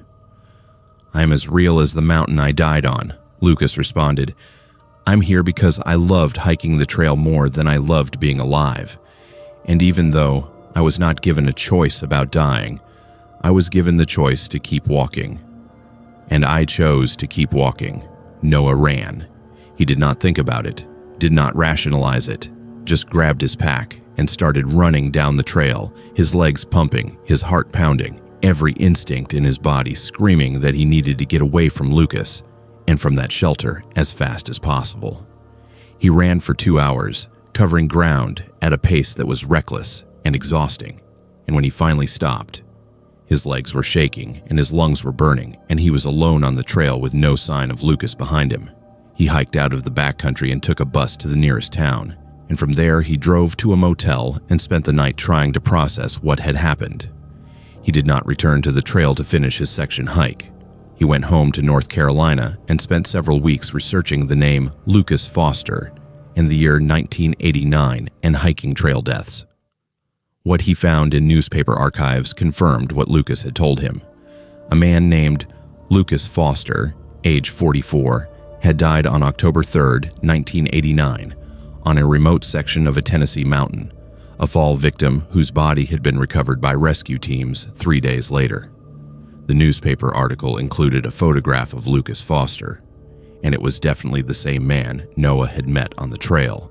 The same face, the same expression, the same feeling of profound sadness and ancient weariness. Other hikers in online forums confirmed Noah's experience. Multiple people over the years had reported meeting a ghostly figure of a man named Lucas, who appeared on various sections of the Appalachian Trail, who told the story of dying in 1989, who somehow appeared at distant locations despite being seen hiking hours earlier. Some hikers said they had thanked Lucas for helping them when they were lost in fog or dangerous weather, only to look back and realize the man had vanished. Others reported that Lucas had guided them away from dangerous cliff edges or steep descents where they could have fallen and died. To this day, Noah does not hike the Appalachian Trail anymore. He has moved on to hiking other trails in different regions, places where Lucas does not walk, places where the boundary between the living and the dead is more clearly defined. But he left a trail marker at the place where Lucas Foster died, a physical acknowledgement of the man who loved hiking so much that death itself could not stop him. And sometimes, other hikers report seeing a man in vintage hiking gear at that marker standing alone looking at the rock with an expression of such profound peace that they assume he is simply enjoying the view. They do not realize they are seeing Lucas Foster still hiking, still moving, still walking. The trail he fell in love with so many years ago, unable to finish his thru hike in life, but eternally continuing it in death. Charlotte was 27 years old and had recently completed her undergraduate degree in environmental science when she decided to take a leave of absence from her teaching job at a public school in Durham, North Carolina. The reason was simple but profound.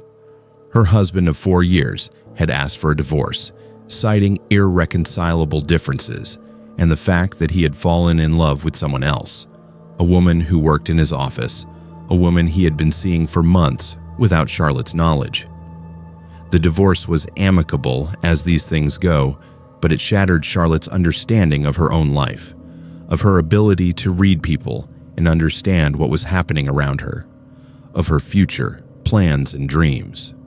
She needed to do something significant, something that would force her to confront her own strength and resilience, something that would help her understand that she was capable of surviving on her own.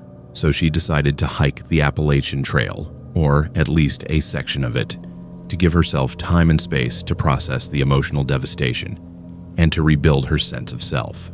She started in early June at Springer Mountain in Georgia, joined the steady flow of hikers making their way northward through the southern Appalachians.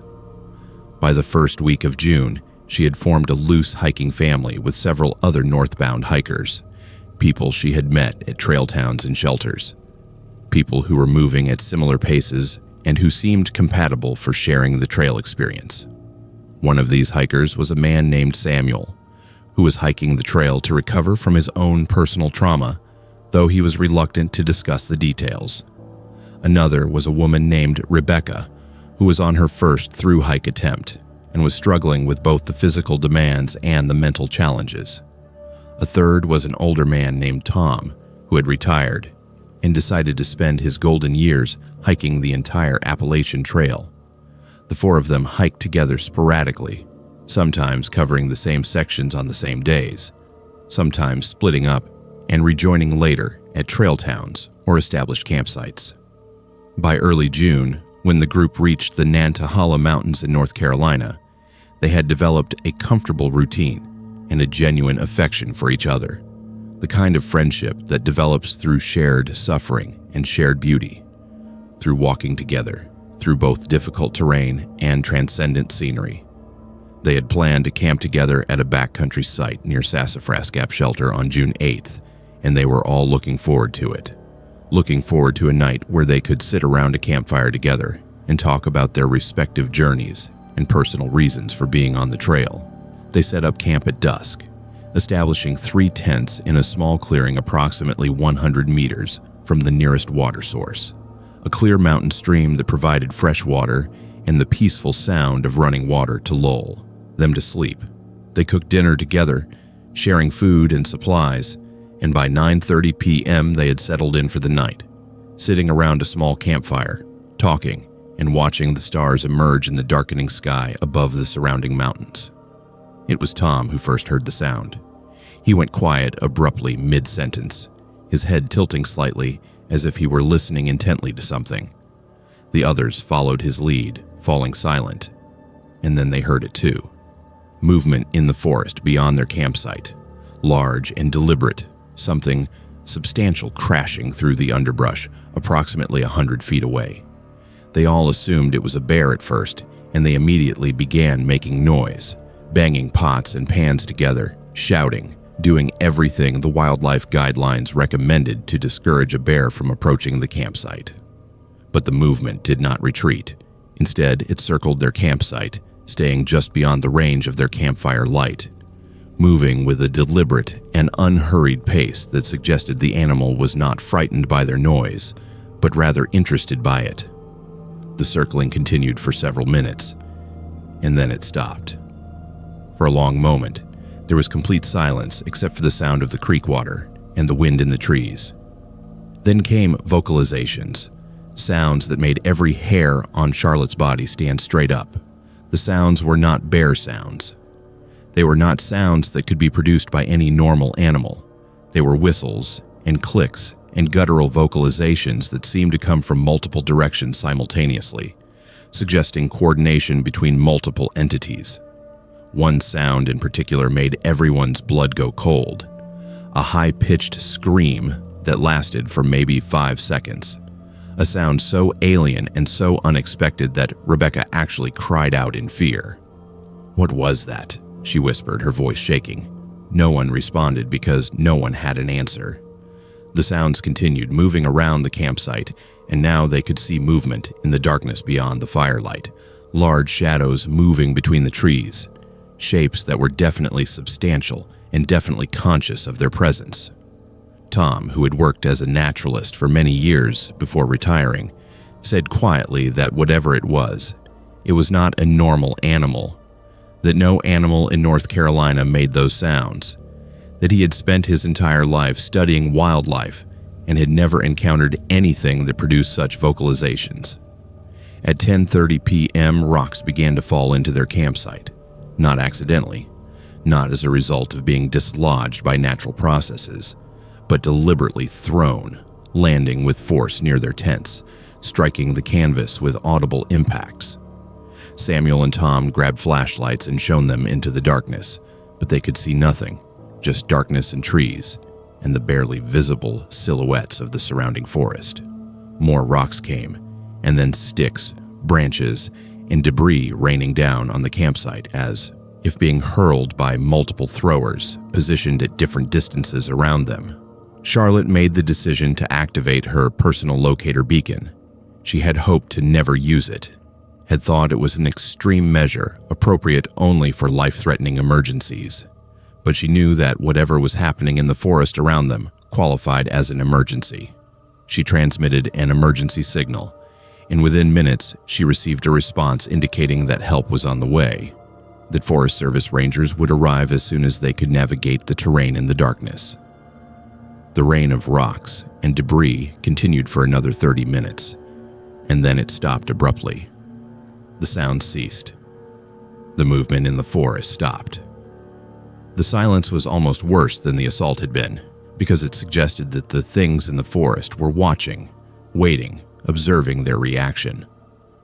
Around midnight, Forest Service rangers arrived with spotlights and vehicles, and the moment the Rangers emerged from the darkness with their lights and their authority and their presence, whatever had been in the forest retreated. The Rangers searched the perimeter of the campsite and found something that made them go very quiet. They found massive footprints, at least 17 inches long, with a stride length that exceeded 6 feet. They found hair samples caught on broken branches that did not match any known animal in the region. They collected samples for analysis, they documented the scene, and they told Charlotte and her group that they could escort them out of the backcountry if they wanted to leave, or they could attempt to continue their hike. But if they encountered anything else unusual, they should activate their beacons immediately. Charlotte and her group packed up their campsite the next morning and hiked to the nearest trail town, where they encountered a park ranger who was more forthcoming about what they had experienced.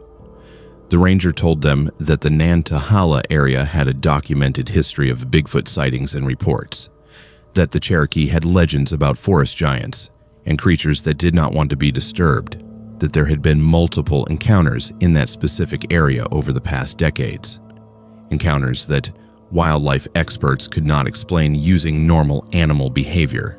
The hair samples eventually came back with results that were inconclusive but disturbing. Unknown primate, not matching any known species currently living in North America.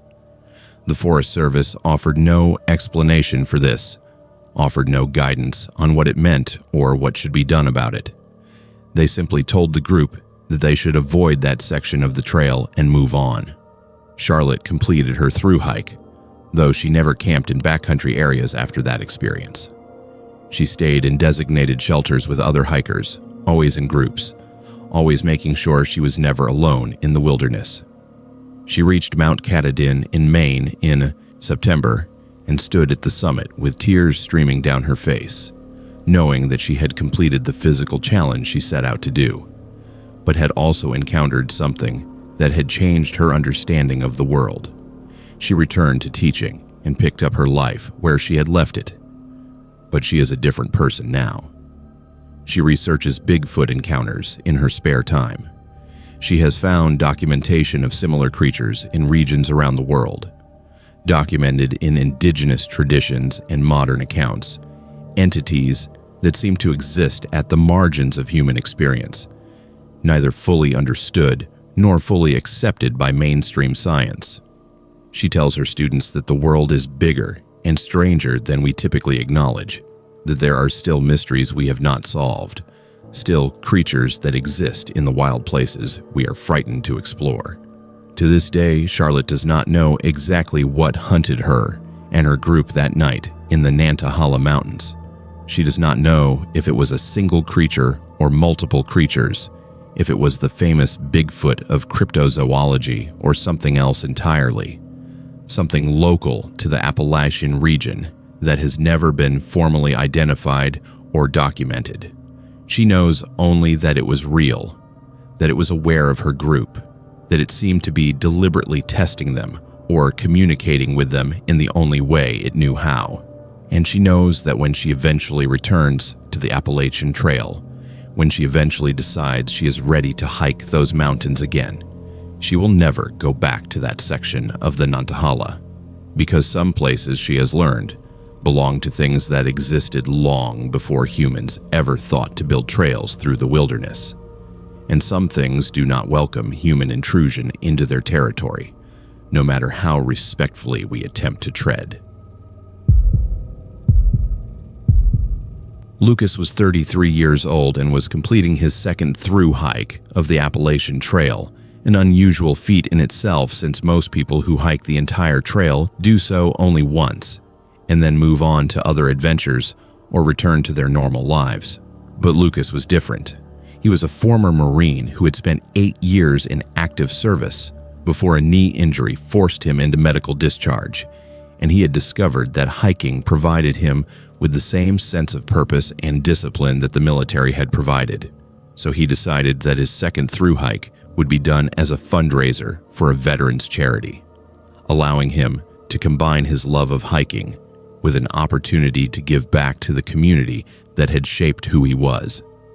He started his southbound hike in August at the northern terminus of the trail near Springer Mountain, planning to work his way south through the fall months and complete his hike in December. The challenge of hiking during the changing seasons, of enduring increasingly cold weather, of pushing through darkness and precipitation, and the bleakness of late autumn hiking appealed to him in a way that the gentle spring hiking never did. He had money donated to his cause by friends and family, by Marine veterans groups, by people who believed in what he was doing. And every mile he hiked felt like a mile in service to something bigger than himself. By July 15th, though he had started in August the previous year, so the dates made no sense. Wait, let me recalculate. He started in August, so by midsummer of the current year, he would be roughly 2 months into his hike, which would put him in early October. By mid-July, which was when this particular incident occurred, Lucas would have been hiking for roughly 3 weeks, which put him somewhere in central Virginia, in a section known for its remoteness and its beauty, but also for something else that Lucas had no way of knowing about. He was solo hiking at that point, having separated from a trail family at the last trail town because he wanted to push himself harder, wanted to cover more miles, wanted to challenge himself both physically and mentally. He took a wrong turn somewhere around mile 847 of the trail, making an error in navigation that he would not realize for several hours. The error was small but significant. He missed a white blaze turn and continued on what he thought was the main trail, but was actually an old connector trail that was no longer part of the official Appalachian Trail. He did not realize his mistake until around 3 p.m., when the trail began descending into a valley that was not marked on his topographical map. The GPS on his device showed his coordinates to be approximately 2 miles off the official trail route, and he did not panic. He had made navigation errors before. He would simply bushwhack back to the main trail or backtrack along the trail he'd been hiking until he found the missed turn. But as he began to explore the unmapped valley, he noticed something odd. The valley contained what appeared to be a small settlement, not an active one, not a town or village with people moving about, but the remnants of one. There were approximately 20 to 30 buildings in various states of decay, clustered around what had once been a main street. The buildings looked old, appeared to date from somewhere in the 1940s or 1950s based on their architectural style. Cars parked on the street were all from that era as well, rusted and stripped of parts but still recognizable as 1947 Studebakers and 1953 Chevrolets and other models from the immediate post-war years. Lucas checked his map again and his GPS again, confused because there was no settlement marked in this location. The map showed only forest, only wilderness, only empty mountains. Yet here was a town, an actual human settlement that should not exist on any map that he possessed. Curious and intrigued, Lucas decided to investigate. He descended the slope toward the settlement and reached the outskirts around 4:15 p.m. The first thing he noticed as he approached the main street was the strange lack of deterioration. The buildings looked old, yes, but not decades old in the way they should have been if the settlement had been abandoned since the 1950s. The wooden structures should have been completely rotted through by now. The metal should have been entirely rusted to dust, but instead, there was a preservation to everything, a strange stasis where nothing seemed to be aging at the normal rate. Lucas walked down the main street, passing a general store, a post office, a small diner, and other typical small-town establishments. All the doors were unlocked. All the windows were clean, without the dirt and dust that should have accumulated over 70 years of abandonment. He peered into the diner and saw food still sitting on the tables, glasses of water that looked relatively fresh, as if the customers had simply stood up and walked away moments ago instead of decades earlier. He was so fascinated by the inexplicable nature of the settlement that he did not immediately notice that the people had emerged. At some point, while he was examining the diner, they had come out of the buildings, had positioned themselves silently along the main street, were watching him with an intensity that made him suddenly very aware that he was alone in this place with no communication devices that worked and no way to call for help. There were approximately 30 people, all dressed in clothes from the 1940s and 1950s, all appearing to be of varying ages from children to elderly. But there was something wrong about them. They did not move naturally. They did not blink. Their eyes were too dark, their pupils too large, as if they were not experiencing normal human ocular function.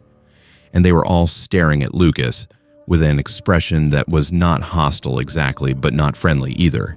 It was observational, clinical, curious in the way a scientist might be curious about a laboratory specimen. "Where am I?" Lucas asked, and his voice sounded loud in the perfect silence of the settlement. No one responded. No one moved. They simply continued staring at him with those unblinking, too dark eyes. Lucas took a step backward, then another step, moving back toward the slope he had descended from. The people did not follow him. They did not make any move to stop him. They simply turned their heads in unison to track his movement, eyes following him as he moved. Lucas turned and ran. He did not think about it, did not rationalize it, just grabbed his pack and started running up the slope as fast as he could move. He scrambled through the forest, not caring about the direction, just caring about putting distance between himself and that settlement and those people. He ran until his lungs were burning and his legs were screaming for rest, and when he finally stopped and looked back, the settlement was gone. Where he had come down into a valley containing a town, there was now only forest. No buildings, no roads, no indication that a human settlement had ever existed in that location. Lucas pulled out his GPS device and checked his coordinates. He was exactly where the map said he should be based on the terrain, but the settlement was not there. It could not have been there. He made his way back to the official trail as best he could, using his map and compass and GPS, and he reached a designated shelter around 8 p.m. that evening. Other hikers were already camped there, and Lucas was shaken enough that he immediately asked them if they knew anything about an abandoned settlement in the area. One of the older hikers, a woman named Patricia, who had hiked this section before, went very quiet. She asked Lucas to describe the settlement in detail, and as he did, she nodded slowly, like she had heard this story before, or a variation of it. "There is a legend about that area," Patricia said quietly. "It is called Dudley Town, though I do not think it is the same Dudley Town as the one in Connecticut. Or maybe it is. Maybe the name just repeats in multiple places. The legend goes that there was a settlement there in the 1940s, and something happened to it. Some kind of disaster or curse or something else that no one could explain. All the people disappeared, and the government supposedly tried to cover it up, tried to erase records of the settlement ever existing. Some people say the people are still there, trapped in some kind of temporal loop, reliving the same day over and over for eternity. Other people say they were never really people at all, that they were something else pretending to be human." Lucas did not hike through that section again.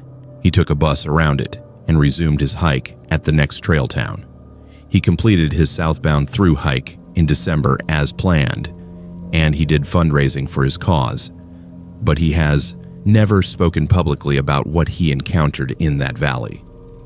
He has only told close friends and family members, and when asked by other hikers if he knows anything about Dudley Town or an abandoned settlement in that specific area of Virginia, he says no, says he does not know anything about it, says they should ask a ranger if they are interested in the history of the region, but he keeps detailed notes of the encounter, the coordinates recorded in his GPS device, the photographs he took that show mostly darkness in blurred shapes that do not quite make sense, images that seem corrupted or distorted in ways that modern cameras should not produce.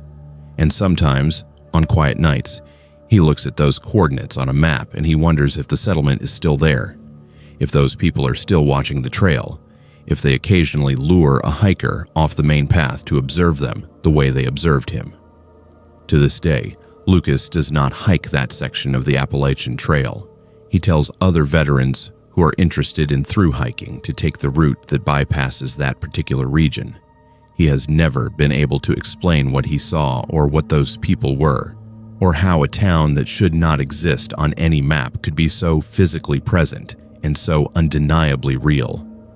He knows only that some places on the Appalachian Trail exist in a space between reality and something else, that some boundaries between our world and another world are thinner than we understand, and that sometimes when we stray from the marked trail, we find things we were never meant to find. Amelia was 25 years old when she completed her northbound through hike of the Appalachian Trail on September 22nd, summiting Mount Katahdin in Maine after 6 months and 290 miles of walking through wilderness that had transformed her from a scared, uncertain young woman into someone who understood her own strength and capability. She had started at Springer Mountain on March 21st, hiked through the relatively mild spring and pleasant early summer, pushed through the heat and thunderstorms of midsummer, and finally reached the northern terminus in early autumn when the leaves were beginning to turn color and the air carried a hint of the cold months ahead. The summit of Mount Katahdin was supposed to be a celebration, the culmination of her journey, the moment when she could stand at the highest point of the trail and reflect on everything she had accomplished and experienced. Amelia had hiked with various trail families and hiking partners throughout her journey, had made friends and had heartbreaks, and had learned lessons about herself and about how to exist in community with other people while maintaining her own boundaries and autonomy.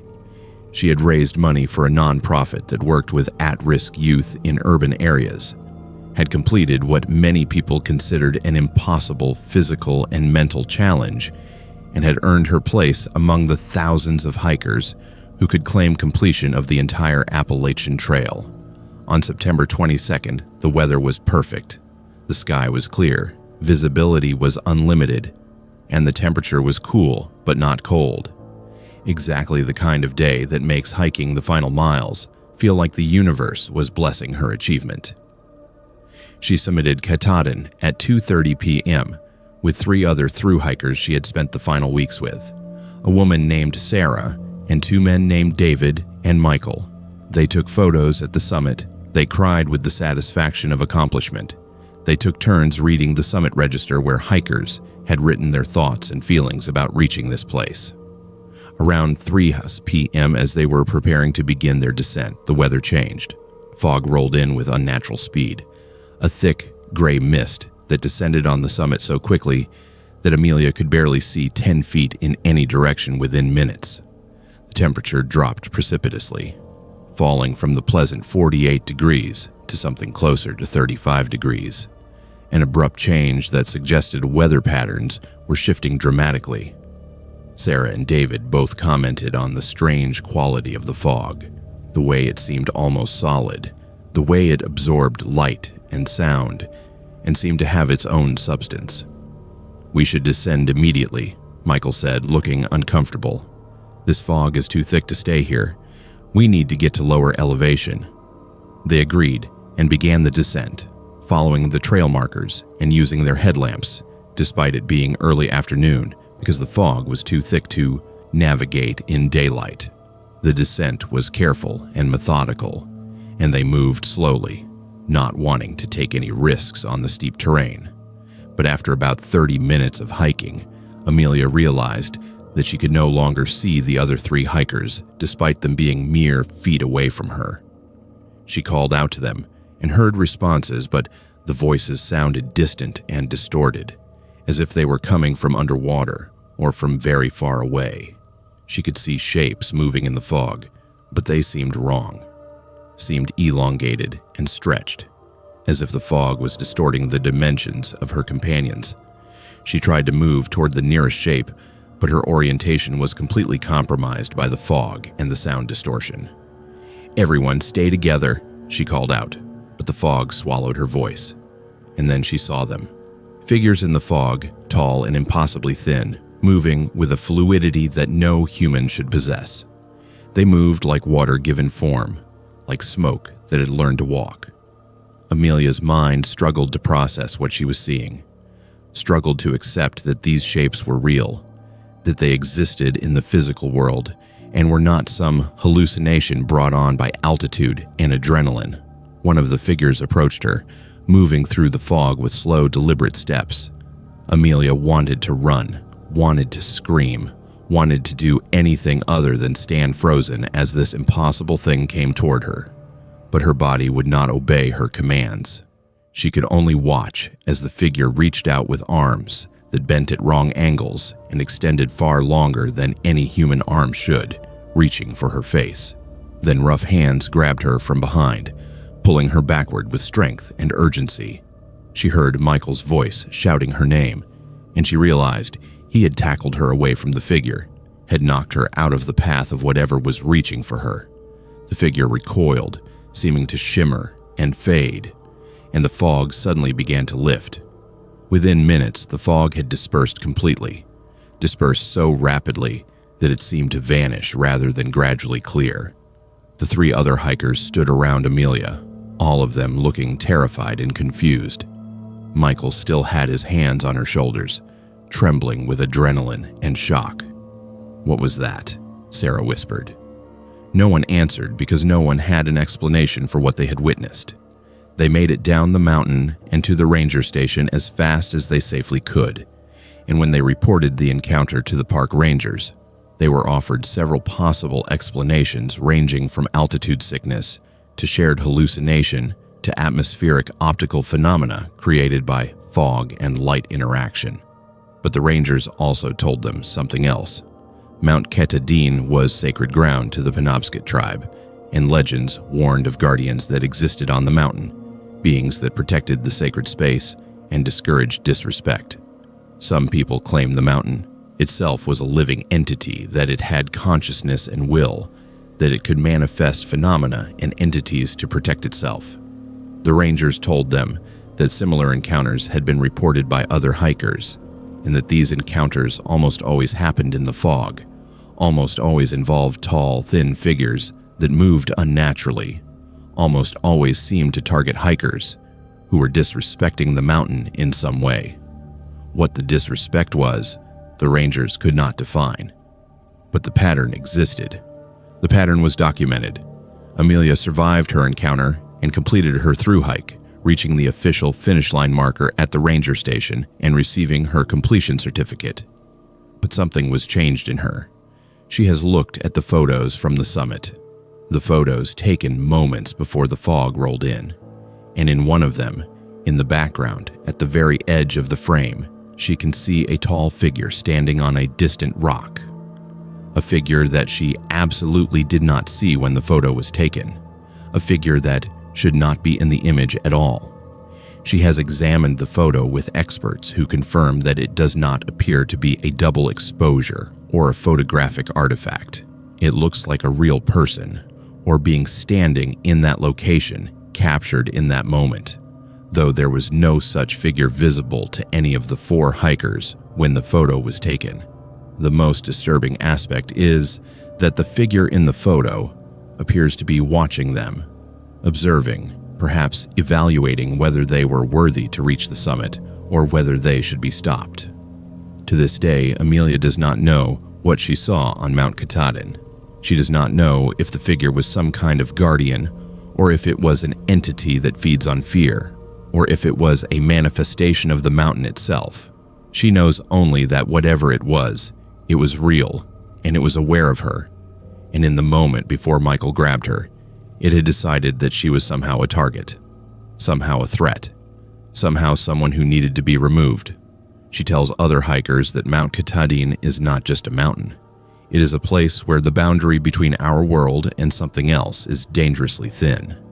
She warns them that reaching the summit is not a victory, but an entry point into a space where different rules apply, where different entities exist, where the normal laws of physics and biology seem not to apply. And she tells them that if they see the fog rolling in unexpectedly, if they see figures moving in ways that defy human anatomy, if they feel watched by something they cannot see clearly, they should run. They should descend immediately and get off the mountain, because whatever protects that sacred space does not want uninvited guests lingering in its domain. Sometimes, on quiet nights, Amelia looks at the mysterious figure in her summit photo, and she wonders if it is still there, if it is still standing on that rock on Mount Katahdin, watching the trail, evaluating each hiker who reaches the summit. She wonders if it is waiting for someone it deems unworthy, someone it will finally decide to act against more aggressively than it acted against her. She wonders what the guardians of that mountain are protecting and from whom. But mostly, she is grateful that Michael was paying attention that day. She is grateful that her friends pulled her back from whatever was reaching for her in the fog. And she is grateful that she survived to tell the story, because many who have encountered those figures in the fog on Mount Katahdin have not descended the mountain, have simply disappeared into the mist, leaving behind only questions and mystery and families wondering what became of their loved ones on that ancient, sacred, deeply dangerous peak. To this day, Amelia carries that photo with her, the image with the impossible figure in the background. She shows it to people when she tells her story, and most of them offer rational explanations or dismiss it as a trick of light and shadow. But some people who have spent time in wild places, people who understand that the world contains mysteries we cannot fully comprehend, those people look at the photo and they nod. They understand. They have felt something similar, encountered something that defied rational explanation, sensed that there are places on this earth where we are visitors in spaces that belong to other entities, other consciousnesses, other forces that existed long before we arrived, and will remain long after we depart.